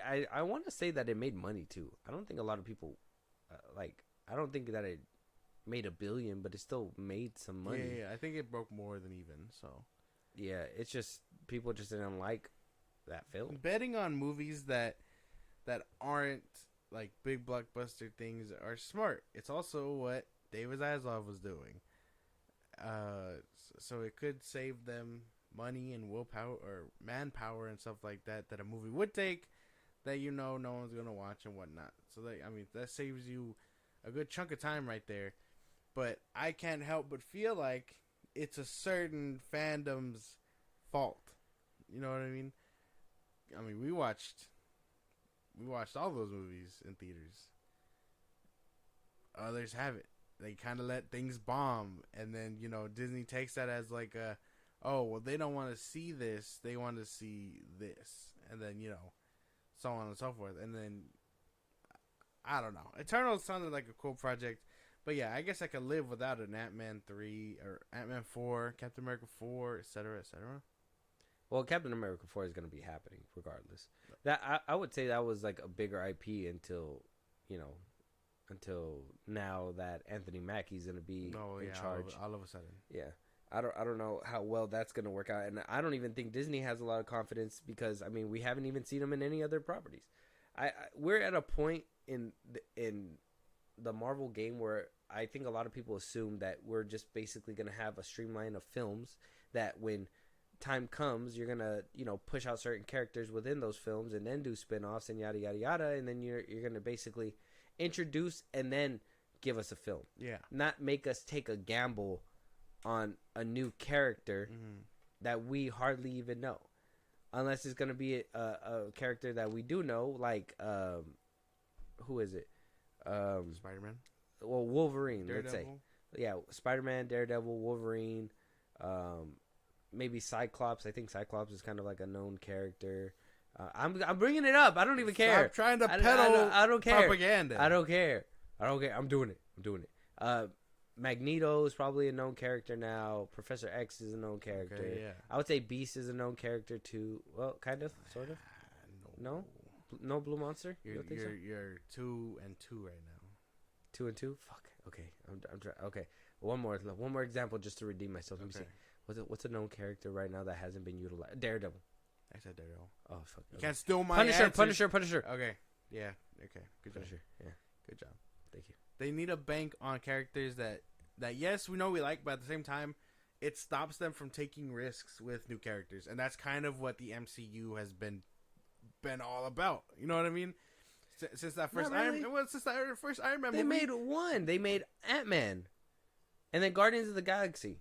Well, no, but the whole MCU has been banked off these they used to be C-list characters. Doctor Strange, Iron Man used to be C-list. The Strange, Hulk, like all these motherfuckers used to be like B-list superheroes, and then like they took risk with these characters, made them household names, whatever. Same thing with Guardians of the Galaxy. If you're into that, like they banked on them, and they just reached great heights, and now they're too scared to do it because they think that fans won't want the reception, or they're scared to take an L. I don't know what it is. Yeah, well, they don't understand. Well, Iger is tightening up the ship, so he wants to make sure that there's good stories, and that and the good stories are utilized on known IP, basically covering all angles, right? Just trying to make sure that you keep the fans happy on both sides. You're going to give them an IP that they know and a good story as well, instead of giving them a good story and an unknown character, or an unknown character and a bad story. Well, yeah, or a known character and a bad story. Still, that's what the whole MCU was banked off of. No, it's not, man. Yes, it was. Iron Man was a known character. No, he wasn't. He had his own 80s show. So he's had multiple reiterations. Everybody, I am Iron Man. That came from the movie. No, it didn't. It was in the 80s show. What are you talking about? I don't remember that. I'm gonna have to play you a clip. You know what? No, don't do it now. Don't do it now. I'm not gonna listen. No. What the hell, brother? But yeah, no. Sounds like Disney's real bitchy right now, real pussy about it. They're scared to be yelled at by fans. Yeah, but Iron Man was a thing. Hold on, I gotta get the other one. But They weren't household names like Spider-Man and Wolverine and all that. Cyclops. I can't believe we tried to like boost his ass up. Okay, yeah. Okay. Okay, but either way, I still can't believe we tried to hype up Cyclops. He's not. They would not make a movie about this. What do you mean? Beam out the eyes, bro. That shit would make his brother up was north cooler. $600 million. No. Havoc, the dude that couldn't control his power, just throwing shit all over the place. Well, yeah, and then he did, and then he was badass, and then he died, and then, yeah, he blew up. Yeah, but he was cool until then. Yeah, he was cool. And his lame ass brother just shoots it out of his eye. No, that was. I mean, when first of all, put some respect on Cyclops' name. No, he does a lot. He's not. No, he doesn't. He gets punked by Wolverine. Have you seen X-Men '97? The original X-Men? No. Go check out that series, and then you tell me that Cyclops ain't shit. Just because in the movies they reduced him to being not shit, in which they did him dirty in The Last Stand 100%. Killed him. He should have fucking, while she was choking him the fuck out, he should have fucking zapped the shit out of her, but no. He couldn't do it because he loved her or whatever. Pussy. Whatever the fuck that means. But yeah, like, nah, man, I don't think. Cyclops is like, out of all the characters you named, he's like the only one where I don't see, like, happening. But you're only doing that because you're a hater. No. And you drank your haterade today. That's not true. Yeah. I haven't had any. But I mean, because they get X-Men movies. Like, you can't make a solo movie about one mutant other than Wolverine. What do you mean? Yeah. What do you mean? You didn't hear that? You don't understand what I'm saying? I don't get it. No. You couldn't make a solo movie about any other X-Men character. Any other X-Men character other than like Wolverine. And Deadpool, but that doesn't count. He's not an X-Men. I was about to say, he's not an X-Men. He's not an X-Men. He's not an X-Men. They literally put it in Deadpool 2. He's an X-Men trainee. No. He's not an X-Men. He's not. He's never had that title. Technically. He's never had that title. But you couldn't make a movie about Charles and Magneto or whatever, like solo. Like, it wouldn't work. X-Men First Class was like basically about Charles. They form a whole ass team, though. They form a whole team. And then... So, technically, it's not even Wolverine that was bringing in the money. It was X-Men. No, it was Wolverine. Wolverine only had a cameo in the First Class. Oh, well, yeah, but it was about the team. That's what I'm saying. But you couldn't have... But Wolverine wasn't even in the game. You can't make a movie about X-Men Origins Wolverine sucked. To a lot of people. Not to me. Not to me. But you couldn't make a solo movie about Cyclops. No one wants to see his, like... No one wants to just see that. No one wants to see him. What do you mean? You're not gonna tell me that scene in Origins when he's like running through the hallway. That was the only cool scene. That and was. Then he gets tackled Imagine by a whole movie where like shit just like he's trying to learn how to control his powers, and then he has to do the hard decisions. This movie sounds that just sounds boring as fuck. What are you talking about? What are you talking about? There's a reason why he's the leader. It's because they couldn't make a solo movie about his ass. The only ones who get solo movies are the cool ones, like Wolverine and Deadpool. Hey, even that Deadpool's on X-Men. This is bullshit, bro. This is bullshit. I'm gonna ride to Feige because I think that Cyclops can most definitely. If you get Henry Cavill there, he will play. He'll play the shit out of a good Cyclops. Dude, he can't. And that'd be the perfect IP for Iger to push out. You're making me laugh too hard. My face hurts from this. This is insane. It's perfect. It's not gonna happen. Cyclops is. I'm writing a letter tonight. Cyclops is probably the only Dear Feige.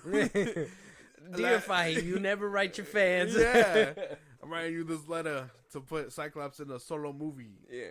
How about that? Like, no, put him in a solo movie after smoking this doobie. Oh, sorry, damn, that was crazy. Okay, keep going. But that's what I mean. Cyclops is probably the only mutant where I can see him. Angel, like Nightcrawler would be a good one. Nightcrawler, yeah, you can probably.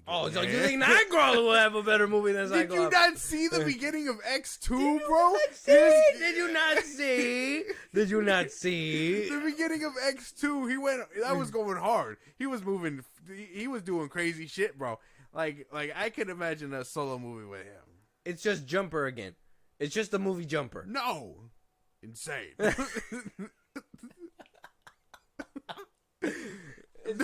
just a movie Jumper. No, except he's blue. Yeah, and a tail. And a tail. And a mutant. It's gonna be harder for him to hide. It's kind of disgusting. Like, brother, we didn't want to arrest you. But let us know what kind of IPs do you want to see Iger pushing out there. Apparently, they're going to be very particular with what they put out there. So, if you guys want to see, Eternals 2, Captain Marvel 3, let us know. You should have shown up to these movies if you really wanted them. 100%. Maybe show up to a Cyclops movie when that gets released. Fuck. Don't show up to that. Like, it's not gonna happen. So I'm trying to gas this up. If a Cyclops movie winds up getting made and it gets put in theaters, we're going. If by some miracle he becomes more interesting than his laser eyes, then sure. Give him laser toes. That's disgusting. His shoes are just made of steel. Yeah. Oh. And then when he wants to use them, it's just you know how like in Kingsman he taps his heels, but it's a blade. Yeah. Taps his heels, lasers. Boom. Yeah. That's a good way to take away someone's feet. That's why it's like oh, we got you tied up and everything. You have no other way out. Your glasses are tightly firm on your face. You're not gonna be able to blast me. And then you just click, boom, legs gone. They hit the floor. You hit them one more time, boom, they're dead. Firmly on his face. Yeah. They're just squeezing him. They're like a very tight fitting swimming goggles on his face. They ensured that it's extra tight. They ensured just to make sure he doesn't tight his hands so he can't use the little dial. Exactly, or just kind of do his head forward, knock him off. Yeah. They got to make sure that just really suffocating his fucking face. Yeah, basically. Oh my God, that sounds fucking the hilarious. best Cyclops movie I've ever heard of. But if you're looking for another movie that you can be interested in that's not MCU, maybe you could look into maybe Rogue One coming back. Patty Jenkins took to a podcast, took to Talking Pictures podcast, and said that apparently Rogue Squadron, the film that she made a whole trailer for, and said that it's gonna happen, and then Lucasfilm was like, it's not gonna happen, and now she's coming back saying that it's going to happen, and she goes ahead and says, when I left Star Wars to do Wonder Woman 3, and I started working on that, we talked about, maybe I'll come back to Star Wars after Wonder Woman 3. So we started a deal for that to happen. When Wonder Woman 3 then went away, Lucasfilm and I were like, oh, we've got to finish this deal. We finished the deal right as the strike was beginning, so I know I owe a draft of Star Wars, so we will see what happens there. Who knows? They have a hard job in front of them. What's the first movie they're going to do? They have other directors who have been working, but I am now back on doing Rogue Squadron. We'll see what happens. We need to get it to where we're both super happy with it. I'm excited for that. That's cool. I was excited for this in the first place. That first trailer was pretty cool. I kind of I was really fucking with the motivation behind her and this decision to make the kind of project. But like it's gonna be basically like Top Gun meets Star Wars, and like I could be down for that. I was down until I saw 84. 84 was an anomaly. We don't. It was an anomaly. Yeah, bro. What are you talking? First of all, we saw Patty Jenkins with training wheels, Wonder Woman, and then we seen her without training wheels. 84. An anomaly. She needs training wheels again. We gotta get Filoni to watch her ass. Like, I would never put her. I would never put her near a Cyclops movie. I would. No one would. No one would put themselves in a Cyclops movie. Like, let me see. You want me to touch the only mutant people don't care for? This is insane. She's made 2 movies. Okay. That we know of. Okay. Unless you've seen episodes of Entourage or Arrested Development. No. You've seen Monster that was made back in 2003? No. No. So we've seen 2 movies. Yeah. With this chick. Mm-hmm. 2 movies. Wonder Woman. And Wonder Woman 84. One of them with training wheels. Yeah. And one of them without training wheels. Yeah. Training wheels being Zack Snyder. The best training wheels you could possibly have. Okay. And then. Yeah. 84 comes out. I'm with you. No training wheels. Yeah. Took away Zack Snyder. I'm with you. Possibly the best training wheels you could possibly have. Yeah. Fell flat on its fucking face. Yeah, but I mean, COVID. COVID had nothing to do. COVID had nothing to do with the direction that they took this in. Oh, Steve Trevor comes back. But performance wise, it obviously was bad. But to be fair, the DCEU was in shambles way before that, and she had a cook in that. All she had to do was make a good Wonder Woman sequel to say that she had the juice. She had the juice for the first one. No, she had sauce. Okay, she had sauce, and it was lint sauce. It was like borrowed sauce from Zack Snyder. It's bullshit. Nah, man, nah. Whoa. She probably get Zack Snyder was like, "Hey, your jar's a little empty. Let me fill it up with some of my sauce." She could probably have like Filoni like watching her because that's what the whole department is. But because I mean, if she turns out anything other than excellence to that man, he's gonna like LeBron James in a normal basketball game, pack the fuck out of that. I've seen Ahsoka. That's bullshit. I've seen Obi-Wan. It's bullshit. But Obi-Wan was cool. Ahsoka was cool. The ending of Obi-Wan was cool.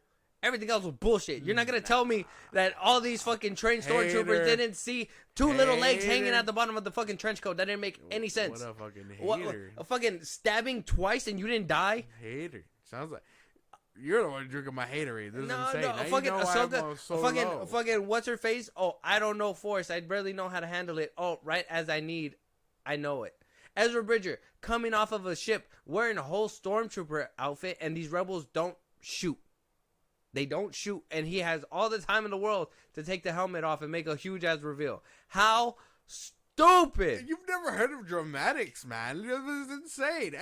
Darth Maul does a flip, and you come at that. Like it's insane shit. Like, it's not, like, you get what I'm saying? Like, it's crazy to think about the double standard. But she is not going to turn in anything, and they're not going to roll with anything unless it is perfection. And I believe Filoni and all these motherfuckers at Disney are going to, like, help her with that.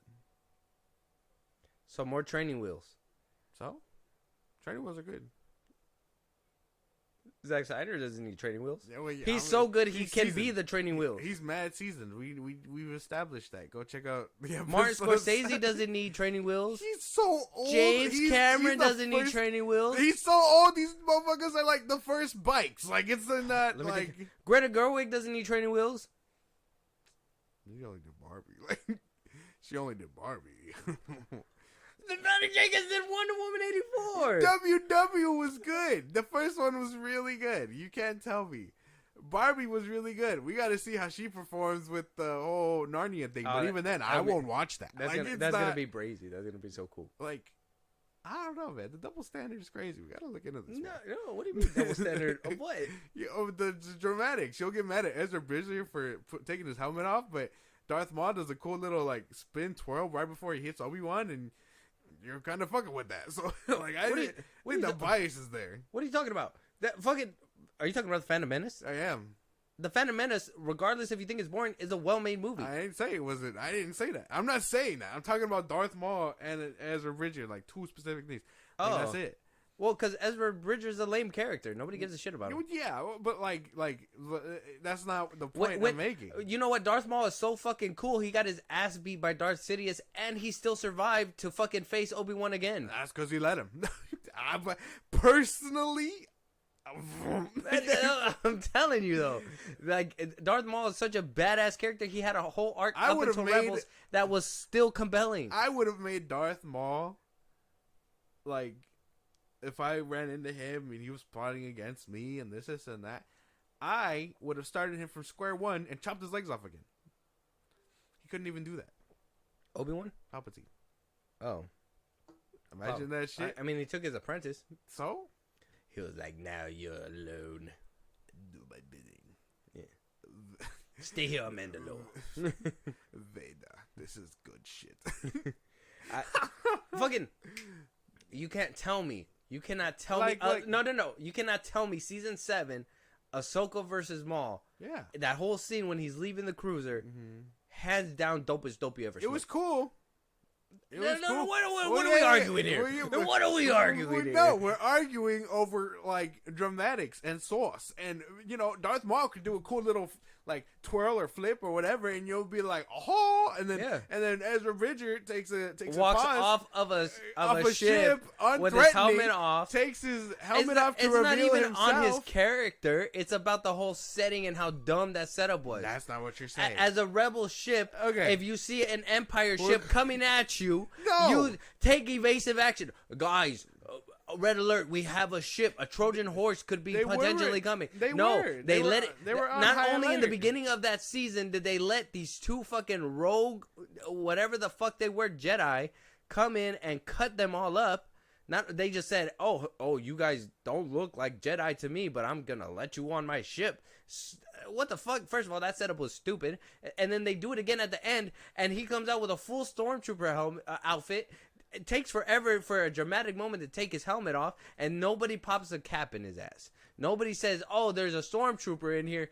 He has a gun. This is insane. This is insane because Darth Maul's never done that. Heard of dramatics. He's never done that. Yeah, he'll show up and then never show up again. So it's insane. Andor has the best dramatics. Well, yeah, but like you see, you can appreciate him here and there, but you can't appreciate him because there's a scene that's well done and there's a scene that's stupid. That was well done. You're tripping, I think. Hard. Let me ask you. Okay. That Ezra Bridger scene. Yeah. The reveal and all that stuff. The scene where they set up him after they robbed the Imperial base and everything. That scene at the end when he's basically confronted with the dude that Ebon Moss Backrack, before he betrays him and all that stuff.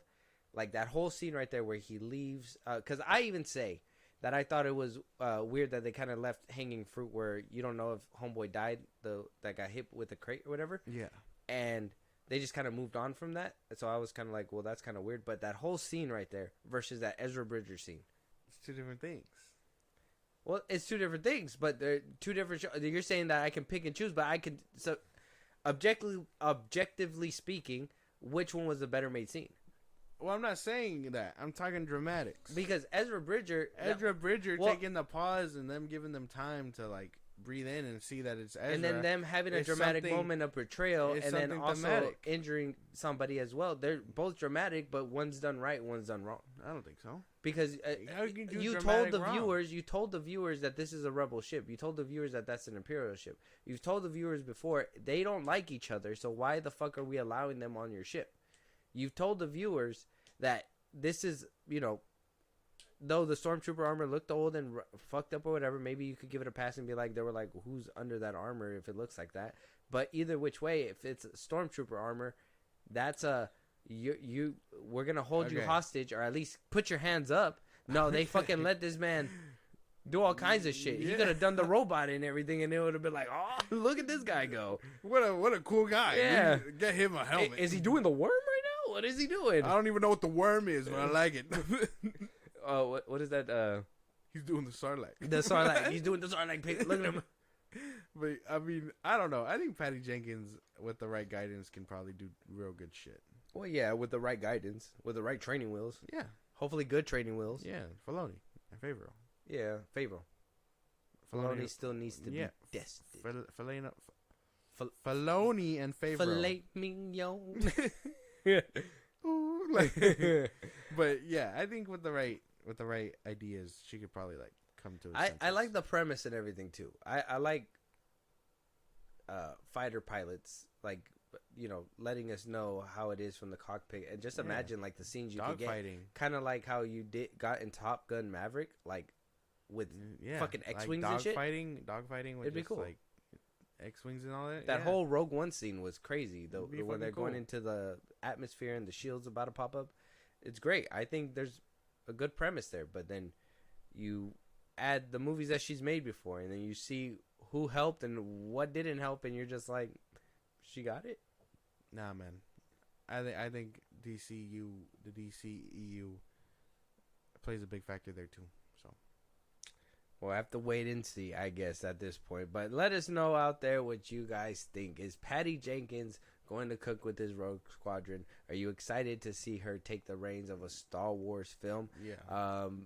And I mean, do you believe that it's even in the works at this point? I mean, Lucasfilm says one thing, she says another, and she's come back to say it again. So I think at this point we're gonna have to wait to see if Lucasfilm debunks it. Basically, Kathleen Kennedy comes out and be like, "I never said Jenkins, stop saying that shit." Like, I don't know what gets into you. Come on, you're worse than Zachary Levi. Get. Oh, I like that. I like you doing digs at him. Fuck that man.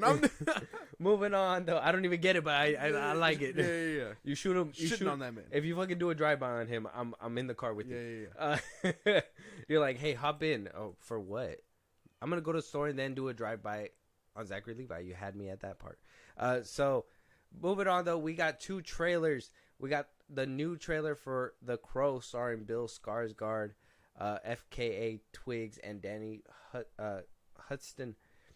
Now, this is a remake from the original Crow film back in 1992, I believe.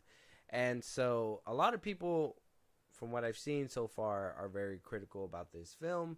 I know that in the original, he was white-faced and, black eyes, and, he was a criminal and does, his own kind of justice, whatever it may be.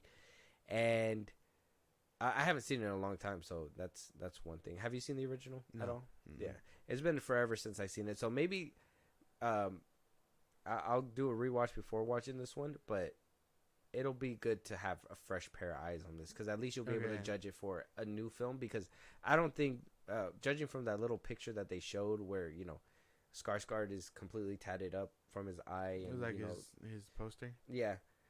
It's not the same as the OG. So knowing that, when I seen that picture, I was just like, okay, this is not going to be the same thing. They're going to completely take a different approach. So I'm going to try to look at it from a different perspective, and then we'll probably make a day to rewatch the original, and then we'll get into, or you'll watch it for the first time. But let's get into this trailer. Let's see what they're cooking up. What's the first thing you liked about me? I thought that you were quite brilliantly broken. You feel like my person? You feel like my person. What's the worst thing you've ever done? I saw things. I shouldn't have seen any of it. That looked cool. Yeah, I was fucking with that. I know, shout out Ash, but he was saying that he had a problem with it, or that he's coming around to this, but I haven't seen the other one, and that looked fucking cool. Yeah, that looked pretty. I like Bill Skarsgård, 100%. I think every single time he's in a film, a good ass actor. I think he was the highlight of John Wick 4. I know I showed on that movie, but he was like really good for the time that he was there. But he didn't do anything good. He didn't do anything cool. You just like what's up with it? What's up with the hater over there? My Cyclops thing, the Henry Cavill thing, and now the Patty Jenkins thing, and now look at you. You have Danny Yen, you have Keanu Reeves. You have John Wick. Like, Donnie out Yen of all was the- Donnie out of Yen was all the blind and things- could do all kinds of Out crazy of shit. all That the didn't make cool any sense. stuff, out of all the cool stuff, you're going for the most boring and evil motherfucker in the movie. But like, he it's made, not, but he like, made it nice. But I don't even like. You didn't He even was like so his accent. evil. You He didn't was even like his accent. That's what I remember you telling me. It was kind of thick, yeah. Yeah. Yeah. But that's what I mean though. So I mean, he looks good here. Can't even be mad. Yeah. It looked really good. That I don't know, like I'm sure coming from Lionsgate too, by the way. I make one dig and I just can't live. It was an accident. Damn, I didn't know they had the sauce like that. I only know them for the Saw movies. Like, but I mean, yeah, I'm down for this. I didn't see the other one, and I don't know if I want to until I see this one. Okay, because you don't want to compare. Yeah, but I think it would be respectable. kind of, but like I mean, but at the same time, that's one of my things too. Is that these remakes, you should never go into it thinking that it's gonna be copy and paste of the original. yeah, Because they have to change things up, and those, and shout out to Ash. Like, it's not to to shit on anybody who has that kind of mindset. yeah, But like, if you go into the theater thinking that you're gonna get the same exact carbon copy that you fucking had back in the 90s, you're crazy. You're setting yourself up for disappointment. Exactly. That's at that point you're just there's no you're adding no flair. You're gonna sit there and you're gonna be like, I seen this already. Yeah. Verbatim, they did this already, and it's gonna be boring. You want a different take. You want something that's gonna invigorate the younger audiences, that they're gonna grow up with this film and be like, wow, this is a classic to me. This is something that they hardly ever do for many years or whatever it may be. Yeah. But if this does really good, obviously you know that they're gonna make copies and off brands, and WB's gonna try to get their little mitts on person that doesn't die and tries to get revenge and blah that's blah. Spawn basically, but Yeah. but we haven't had a Spawn movie in forever. Supposedly they were supposed to be in the works, but Jamie Foxx fumbled the bag somewhere, but well, I know he got sick, but whatever, he fumbled. But I'm down for this. Like this looks cool. You can't even be mad at that. I'm down. I'm kind of mad that the song that they chose was like remixed the way it was. But it still hit. But, it was nice for what it was, but I just didn't like that they just underutilized it a little bit. Yeah, it was mostly Ozzy Osbourne, but I think that's what the association they really wanted to go for, not really Post Malone. I think they wanted to. And at the end, you had Travis Scott just Yeah. It's auto-tune. It kind of it fit. It kind of hit right there. I'm not sure. But check out the trailer, The Crow. It's out on YouTube right now, and let us know your guys' thoughts. Moving on, though, we got the first Omen coming from 20th Century Studios. Oh, you seen this trailer? we saw the. Didn't we see the teaser? Oh, we did see the teaser. We saw the teaser, and Yeah. I called it lame. Yeah, and we finally officially got the trailer. The real trailer. Okay. It's about 2 minutes. Hopefully, it changes your mind. Yeah, hopefully. Are you ready? You ready to jump in? Yeah, let's do it.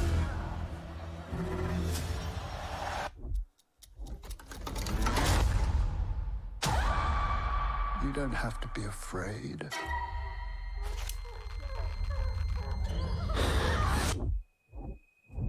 God has great plans for you.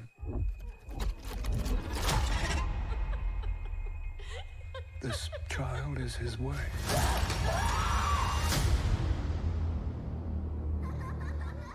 There's this girl at the orphanage. I think that she really needs someone to look out for her. Yeah, no. April 5th? Didn't really do nothing for me. No. I just don't think you like horror movies. That's man. not true, man. I honestly think this looked pretty well. No. This looked stupid. No, this really? looked dumb, I thought it looked dude. good. No, this looks dumb. I thought it looked so good. Better than no, actually kind of on par with that other one that we saw with Danny what was that trailer where he's on TV? Oh, the Devil at Midnight or something like that. Yeah. Mm-hmm. This That one looked better. Oh, Late Night with the Devil. That's what it's called. Yeah. Right there. This one doesn't. Yeah, nah, man. I don't know about this one. No. No, that teaser didn't help you. No. This trailer didn't help you. The teaser, it had me on the edge, on the fence a little bit. I mean, but I think this trailer kind of did it. I think this might be a different take on like that whole Omen stuff. I know they already did it. Obviously, they're going off the. I don't know if you've seen the one with the little boy. It came out back in like, I think the last one they made, the Omen. I think the last one they made was like in 2011 or something. That was the last like Omen film, and then the original Omen came out like back in 89 or 88 or something like that.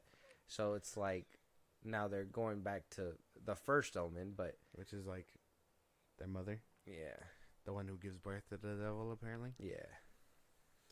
I don't know, man. I'll check it out, but I don't know if this is my cup of tea. I blame Night Swim. I blame Night Swim for this shit. Nah, man, because as soon as Saw 11 comes around, it's going to be a wrap. No, but that's the thing is that because last year we were having a blast because you were really into horror movies because Saw was like so good. It really got you invigorated for the horror genre. This year, the very first thing you tried was fucking butternut squash, and that was fucking Night Swim. I haven't even seen it, but that's how you kind of like. Shit was ass, yeah. So shit was garbage. Now I'm like, damn. Now every single horror movie that pops up, you're just like, I'm mad skeptical. That shit's not real. No. I don't know. I mean, it's a reason to be skeptical because I I said, as someone who doesn't really scare easy, and it just takes a lot to like get me enticed in a horror movie, and some of them just don't do it. You're not the jump scare kind of guy. No. You're more of a blood and gore kind of guy. I'm the squeamish type, and I mean, the Saw movies keep me coming. So, pause. Hey, whoa, that's not. That's not what I meant. I'm just saying. That's not what I meant. Why you saying it like that though? What do you mean? That's just every single sequel.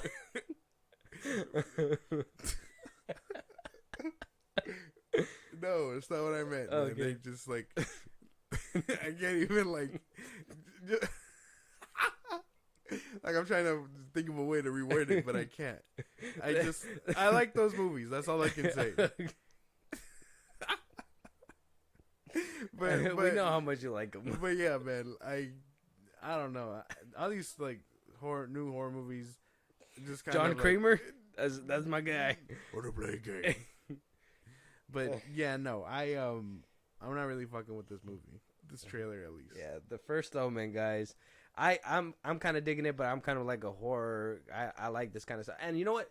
I'll be honest with you. I'm not very into like these, like the Conjuring stuff. I'm not into those. I'm religious kind of. Yeah, I like slashers and stuff like The Crow, where it's kind of how do you say?